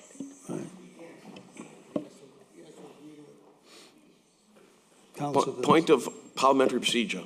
Yes. With all due respect to the president solely, we have a council that is stating that he has represented a particular person. He is now putting himself in the middle of an issue in which he is stating that he had a possible financial interest in and could potentially have in the future. That is against the ethics code, period. I am not. For the appearance as I of stated, a possible Gentlemen, as I one- stated, one at a time. I will be Let's get over this recusing issue. myself from this vote. Come on. Roll call on the issue, please, on the motion. Councilor Giannino. Can we put this in committee? What are we calling the roll on? I thought we were going to put it in committee. I've got no problem putting this in committee. And quite frankly, that would have been the best place for it. Agreed. Thank you.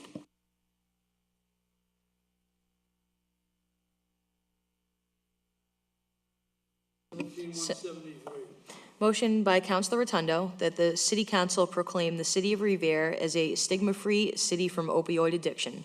Regardless of your addiction, we want the people of Revere to know that we are all here to help without the fear of stigma. Let's end the stigma surrounding addiction. Councilor Rotondo. Thank you, Mr. President. Actually, I'd like to change that substance abuse and just all encompass, whether it be alcohol, whether it be opiates, whatever the issue is that we need to erase the issue of stigma. And I think that would be well worth it. Thank you. Giannino. Thank you, Mr. President. Just very briefly, I think it's a great motion. You know, the city of Revere has been extremely proactive with this issue. Our former Fire Chief, Doherty, was phenomenal. He started so many programs that are light years ahead of the rest of the Commonwealth, and I think that it's very appropriate for our city, and I think that we're working very hard to end it.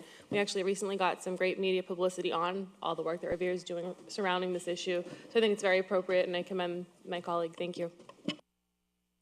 On the motion, all those in favor, all those opposed, so voted. 17-174, motion presented by Councilor Novoselsky that the mayor request the DPW to replace approximately 100 feet of 6-foot-high chain link fence from 64 Hillside Ave up to the public stairs at Walnut Ave. The current fence is rotted and collapsing over the cliff down to the properties of the Revere Beach Parkway. The situation is hazardous to pedestrians and vehicles. Councilor Novoselsky. Thank you, Mr. President. Mr. President, I've been requesting this for several years now, and I thought maybe we can get it done through C-Click Fix, but I hope that this is put into the budget, the DPW budget, so we can get it done this fiscal year. Thank you. Mr. President? Councilor? Thank you, Mr. President. I'd like to request to make an amendment on this, just to put in, which is in your ward, which I've put in C-Click Fix a couple of times. It's 407 Revere Beach Parkway. The fence is hanging over the sidewalk, and it's a danger to pedestrians. So just to add to that, is that okay, Ms.? If I may, Councilor, through you, Mr. President, this is a budget item, and that's a private property item. So I would ask that we put in a separate motion on it, please. Okay. Thank you. All those in favor, all those opposed, so voted. 17-175, motion presented by Councilor Novoselsky that the mayor request the Department of Community Development to make arrangements to have the public stairs and walkway between Campbell Ave and Florence Ave replaced through Community Development Grant. This was requested in 2013 and is still not completed. It is a serious public safety hazard for the children and families going to the Garfield School. Thank you, Mr. President. As you know, it's self-explanatory, but it's just something that I'm just afraid in the last 4 steps on the Campbell Ave side, the steps are basically gone, and they're at an angle, at a 45-degree angle, and someone's going to slip and fall on those. And I'm just afraid of the kids, the parents, and any parent that's carrying a baby down there. It's a very bad situation, and even above that, where the walkway is, the concrete is all gone, it's just dirt. So I think it's time that I come through this honorable body and let the mayor know that this is not just me, but it's being supported by everybody else on the council. Thank you. Any further questions? There being none, all those in favor, all those opposed, so voted.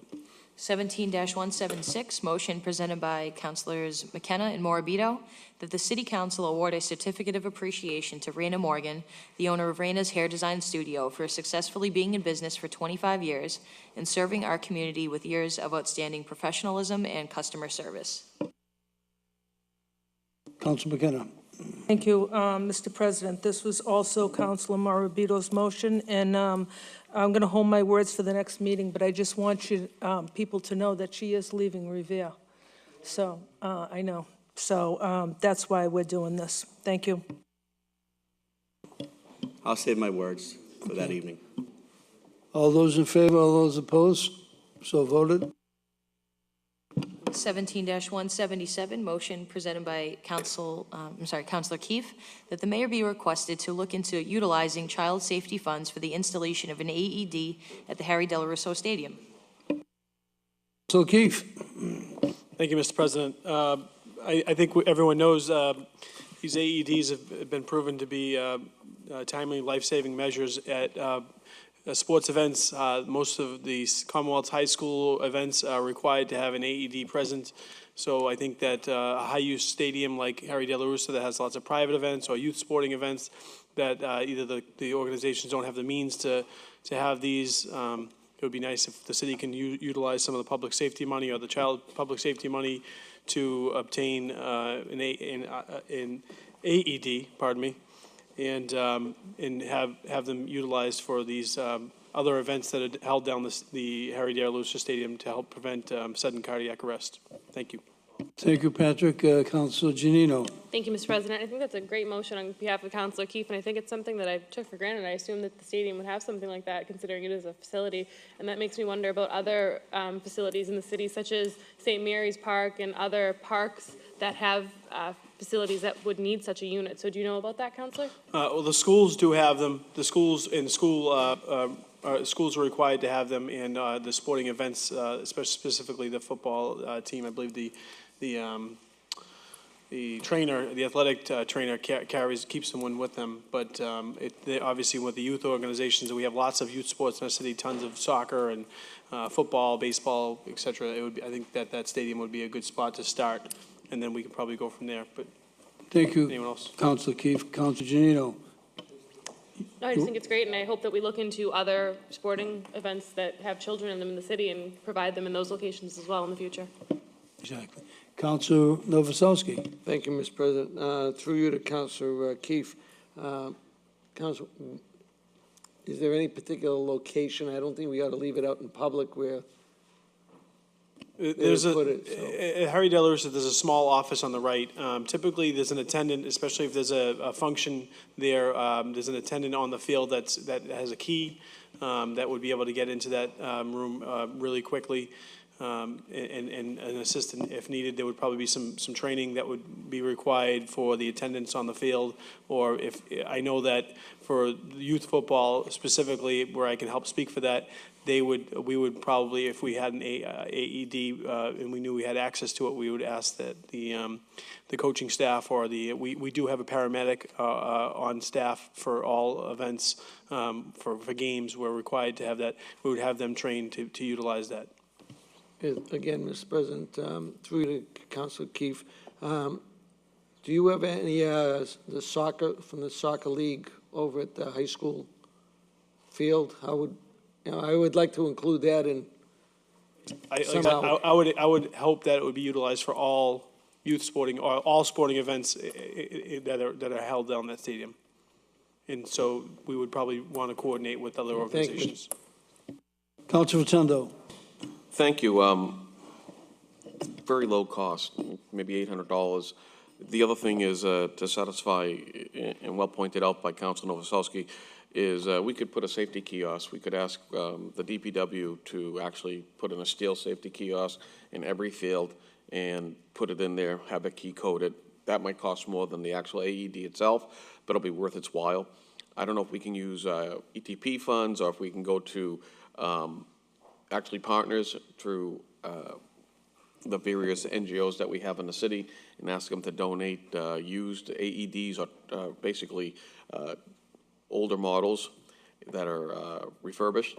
That would be something, or even asking the chief to see if he has any that he might be able to donate to us and go through that route. I would also, ask to put Narcan within that particular box as well for the very issue, and maybe even an EpiPen, just for the very issue of those things that come up, sadly, addiction, and then obviously the other issue of allergic reactions, very big in that population group.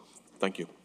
Thank you, Councilor. Councilor Giannino. Just a quick point of information. I know that the City of Revere's nurse, Carol Donovan, does CPR AED training, and she does it in the council chambers. I've taken it with her before. So perhaps if this does happen, some of the coaches or the emergency management people, it's a free course offered at City Hall, so we can get them connected with her.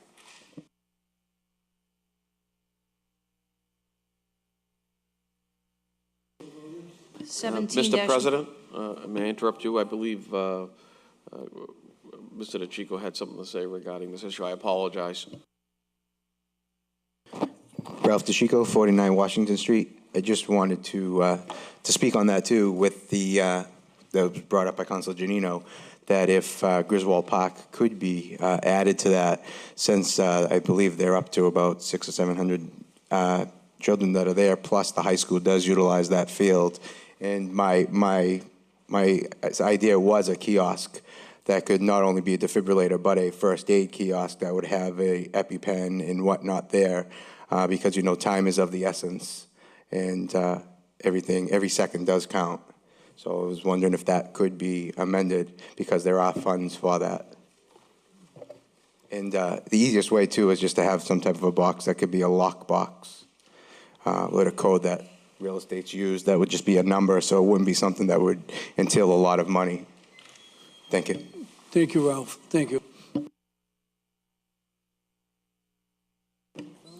17-179, motion presented by Councilor Patch.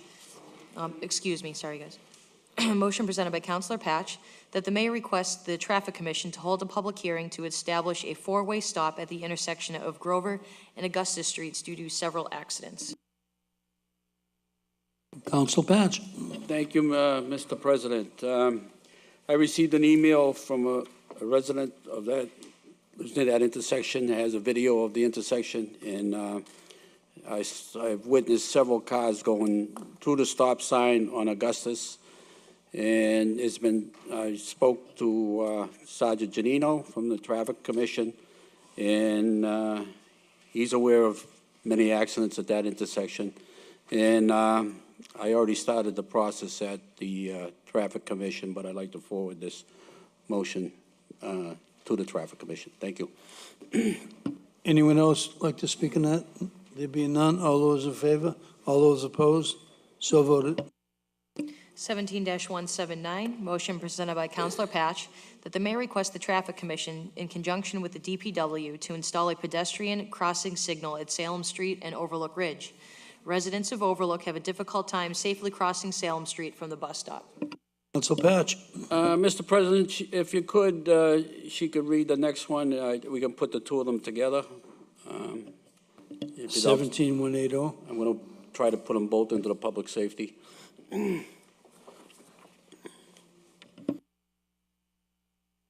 Okay, so 17-180, motion presented by Councilor Patch, that the mayor be requested to write to the state delegation requesting an update on the Route 1 Highway Improvement Project to increase the number of travel lanes from 2 to 3. Traffic at this bottleneck is horrendous and worsens with each passing year. Absolutely. Council Patch. Thank you, Mr. President. As far as the both these items, I know since I've been on the council and before I was on the council, 10 years before I was on the council, when Overlook first started, there was an environmental impact report, and Overlook discussed with the council in the city in 2001, 2008, and so forth, that the, as we know, the traffic's been getting really bad on Washington Ave and Linden Square and Salem Street, and Route 1 is ridiculous, starting early afternoon. And actually, Overlook did the primary study to improve the lanes on Route 1. Again, it sits in the State House. It's never been updated to work on. I think, you know, everybody complains to me about, let's put a ramp on-ramp on Sergeant Street, and I said, but that, you don't understand that the problem's caused by Route 1. It's always has been and always will be till they fix it. So I would like, an Overlook, again, was supposed to do an entranceway, an exitway onto Route 1, which the one they have now, going northbound, is very dangerous, always has been. I would like to, and as far as the crosswalk, this has been a concern of mine. I've had this in this motion up before, but I just got an email on May 3rd from a concerned citizen that lives there, and I think we all witnessed, if we ever held signs there, I know I have. The people get off that bus, and they run for their lives to cross that street, and you know, they really need a pedestrian light there. Again, the Overlook, I believe, was supposed to pay for that once the development, you know, got off their feet, and I think they certainly have progressed very, making a ton of money now. And they of course, they have stopped building on the Revere side because, as you know, they can't build anything until they build a hotel. But Malden, they've been putting hundreds of apartments up in Malden, and they all use that exit out of Salem Street. So what I want to do is I want to put both issues in front of maybe to the my public safety committee meeting, and I would like to have at the meeting. I've already discussed this with Paul Rupp, who represents the city with Overlook. And I'd like to have, he'd like to be here. He knows, as you know, Paul knows, been working with this since the beginning. So his input would be needed. I would also like Overlook to send a representative, and I would like the Traffic Commission, maybe DPW Superintendent Donnie Goodwin, to be present at the subcommittee meeting. And also, you know, we just got to, and hopefully we can discuss it and find out exactly what was said in this environmental impact report, and if it's in there that they should, you know, that they were supposed to do this work, that we should do something about it, or at least get the state delegation to try to get something done here. Thank you. Good work, Charlie. I was told that the Mass Highway eliminated the third lane. Now, I don't know if that's factual, but no one's getting back to the city as far as that. Going northbound, huh? Say that again? They are not going to go along with the third lane going up. Well, that's, right now, I believe Overlook holds regular meetings with Malden and Revere. And I believe that they're getting together with Malden and Saugus. I'm hearing this through Paul Rupp. In the report that I get from those meetings in Overlook, that they're getting together at Saugus, Malden, and Revere to bring that back. But I think we should reach out to Peabody and Linfield. I'm sure they'll all love to jump on board, because they're the ones that got to sit in the traffic in the morning and the afternoon. So that's why I like to get the ball rolling here, and hopefully we can get some results. Thank you. Good work, Charlie. Any other person like to speak on it? On the motion, all those in favor, all those opposed, so voted. 17-181. Oh, I'm sorry, Councilor Haas, were you sending that to Public Safety? Public Safety, yes. Council Order 17-181, motion presented by Councilor Guanasso that the mayor request the owners of the property located at 164 American Legion Highway at the corner of Revere Street to appear before the City Council to discuss the state of disrepair the property is kept. Councilor Guanasso. Mr. President, I met earlier this week with representatives of the owner, and they pledged to clean up that area nicely that would be aesthetically valuable to our community, and I take them on their word, so I ask that this be withdrawn, and I'll be working with the representatives who do represent the owner. Thank you, Mr. President.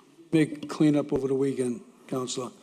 All right, I'll do it on the tomorrow motion morning. to withdraw, all the trees are taken out. Great. Yeah. Thank you.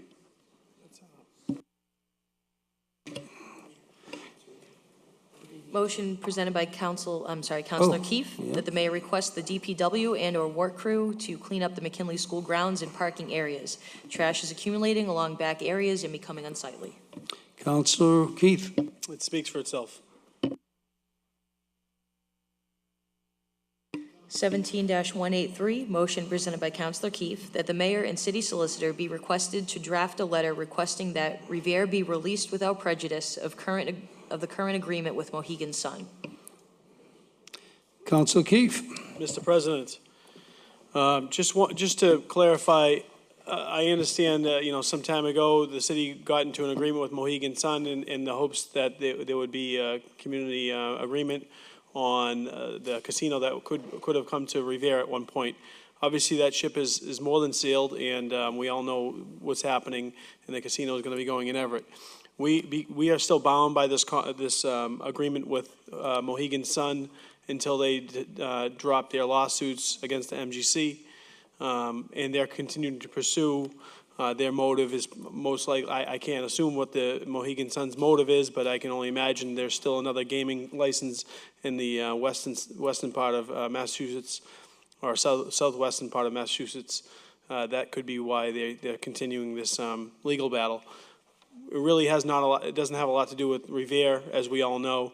And I would just ask that, even though we may still be legally bound, we can always ask to be removed. They may say no. They may say yes. In the chance that they do allow us to be taken off of any community agreement and off of these in these lawsuits, we'd be potentially able to negotiate with Wynn Resorts and casinos and formulate some sort of a host or neighboring surrounding community agreement where we would be able to potentially get funds, but we have no ability to negotiate with them at all right now because of this agreement. So I'd like to just have the city solicitor and the mayor draft a letter to Mohegan Sun asking to end relationships, and I think that would be helpful. Once again, they could say no, but there's a small chance that they would say yes and let us go on our merry way.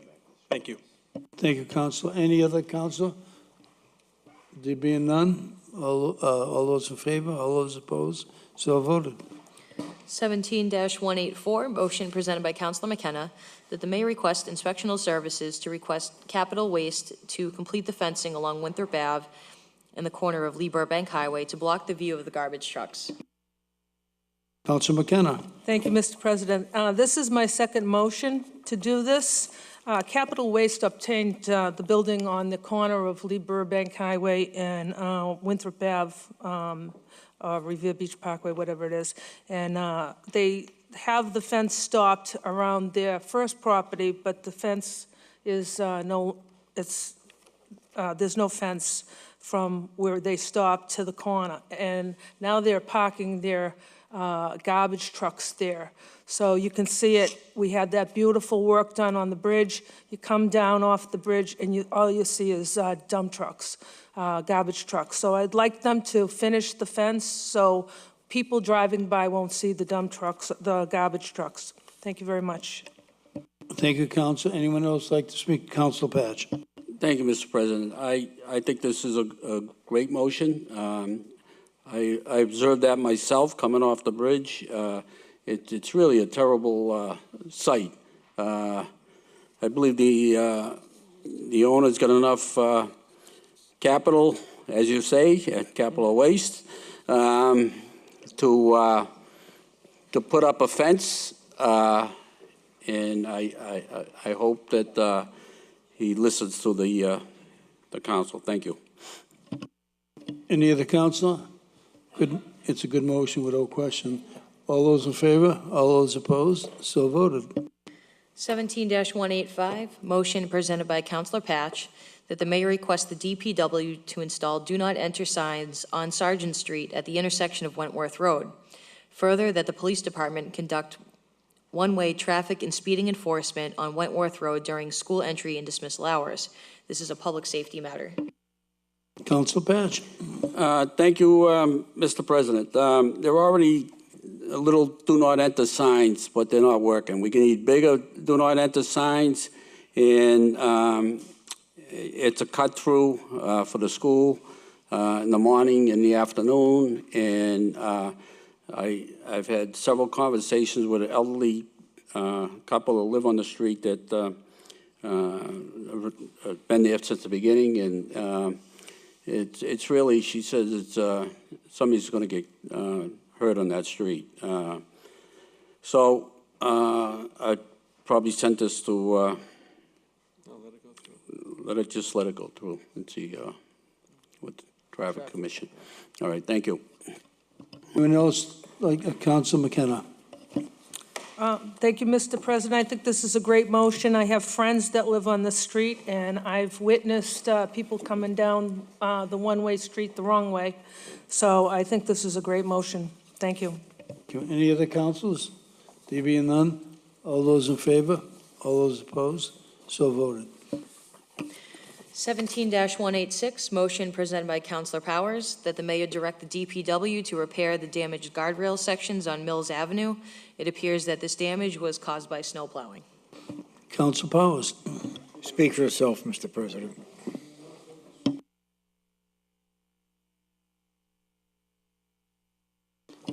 Hi, good evening. Eric Lampadecchio, 43 Tapley Avenue. I had reported this issue through C-Click Fix back on May 14th.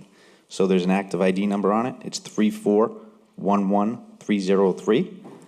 It's currently with the mayor's office, so I just want to say thank you, Council Powers, for escalating the issue. Thanks. Thank you. Thank you. Anyone else? There being none, all those in favor? All those opposed? So voted. 17-187, motion presented by Councilor Powers, that the mayor request the DPW to have the catch basins be rebuilt at the following locations: 63 Mills Ave, 23 Lawson Ave, and 38 Bateman Ave. The catch basins at these locations have been sinking for a considerable amount of time.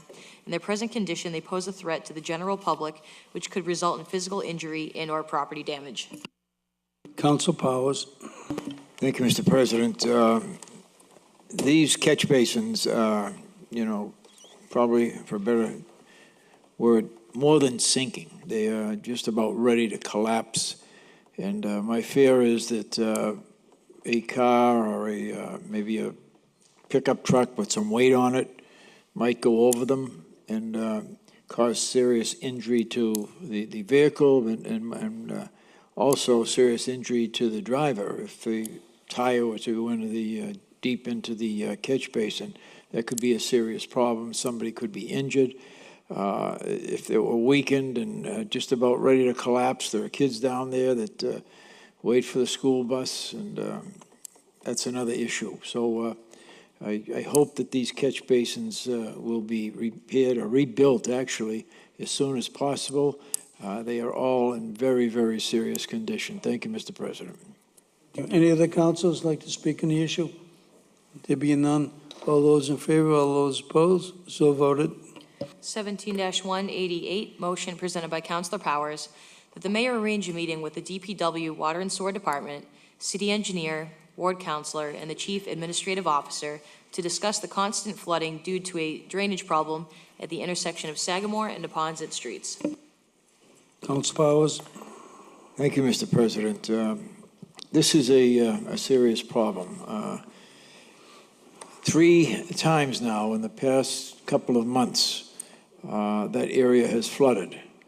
I know there's a new lateral line from one side of Sagamore Street to the other side. I don't think the problem is there. I think the problem is further down at the head wall that goes under North Shore Road, and maybe even, I've been down to the Wonderland property, and I see that ditch there, that Eastern County ditch, the portion that runs through there, is filled with phragmites and water. So, it's very inconvenient when a person can't get in or out of their home, or can't have people coming in and out of their home that they may have as guests for company or something like that every time it rains. So I want to have a meeting with the mayor or his administrative assistant, Superintendent of Public Works, Nick Rystrom, Donnie Chamara, and myself, and let's see if we can get this problem straightened out once and for all. Thank you, Mr. President. Thank you, Councilor. Any other comments? There being none on the issue, all those in favor, all those opposed, so voted. 17-189, motion presented by Councilor McKenna, that the mayor request the Traffic Commission to amend Title 10 resident parking sticker areas as follows: Atlantic Ave for the entire length all day, Bennington Street entire length all day, Brad Street to Sales Street all day, Dolphin Ave for the entire length all day, George Ave for the entire length all day, Henry Street for the entire length all day, Jones Road entire length all day, Unity Ave entire length all day, and Waiver Ave entire length all day. Councilor McKenna. Thank you, Mr. President. Right now, the resident parking is from 7 to 12 o'clock. It's ridiculous, because if a person from Swampscott's working a later shift than 7 o'clock and comes into Beachmont at 12 o'clock, they're there until 8 o'clock. So I'm asking for all these streets to be all-day permit parking. I'm adding Wave Ave as a new street, and Bennington Street just got approved by the traffic commissioner. So I'm asking for all these streets to be the entire day permanent parking. Thank you. Thank you, Councilor. Anyone else like to speak on the issue? There being none on the motion, all those in favor, all those opposed, so voted. 17-190, motion presented by Councilor Novoselsky, that the City Council award a certificate of appreciation to Rashid Mukahibir for his organization of Moroccan Cultural Day, which was celebrated on May 20th, and for his community activism. Novoselsky. Thank you, Mr. President. That's self-explanatory. I'll hold my comments till the presentation. Thank you. There being none, Councilor McKenna. I just thought it was a wonderful celebration. That's all I can say. Yeah, and we need, as Councilor Rotondo said, we really need more food there. Right, no question. All those in favor, all those opposed, so voted. There are 5 late communications relative to CWSRF planning and/or construction projects. These are loan orders. Public hearing.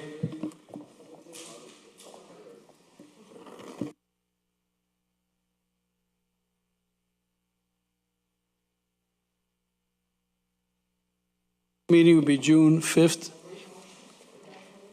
No. What a late one?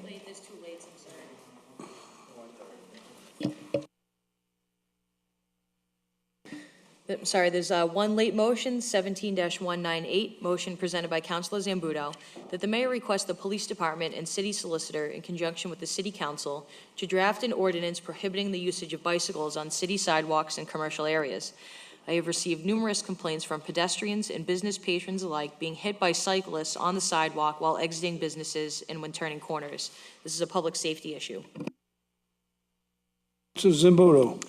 Thank you, Mr. President. It really speaks for itself, but I'm sure you've all gotten calls and emails from people that are, this is a dangerous thing. Yeah. And we really need to do something about it, and the time has come. So, we go through the trouble of having bike lanes and doing, Exactly. We're trying to have multi-modem situations throughout the state, for that matter, but, but we got to get them off the sidewalks because people are getting hurt. Well, take Revere Beach, for instance. I put Absolutely. motions in for the last 2 years, and the DCR ignores us. Yeah, unfortunately, we don't control People DCR, getting hit but down there left and right. we control our own streets here, Exactly. so we can definitely do it on our own streets. On Council Zambudo's Council Giannino. Thank you. I think it's a great motion, and I actually spoke with the Traffic Commission earlier regarding this, because I received several complaints as well, so I know they're definitely aware of the issue, so I think a motion was a very appropriate way to handle it. So, great job, if you will. Yeah. Thank you, Councilor. On Council Zambudo's motion, all those in favor? All those opposed? So voted. Mr. President, Councilor just the last Novoselsky. public service announcement. The city is receiving $1.3 million for sidewalk and street improvements as part of the Safe Routes school projects. And the bids are going out shortly, but we're having a public meeting on Tuesday, May 30th at the Garfield Auditorium from 6 p.m. to 8 p.m. I encourage all the residents that have kids going to the Garfield School to attend. There will be some public takings, minor ones, for permanent ones and temporary ones. So it's important that everybody attends to find out what's going on and know what's happening in a neighborhood to better our neighborhood. So thank you very much. Thank you, Councilor. Councilor Giannino. Thank you, Mr. President. Just so everyone knows, the City of Revere will be holding its annual Memorial Day exercises next Monday at 11 a.m. on the lawn of the American Legion. If there is rain, it will be held inside. We hope to see you all there.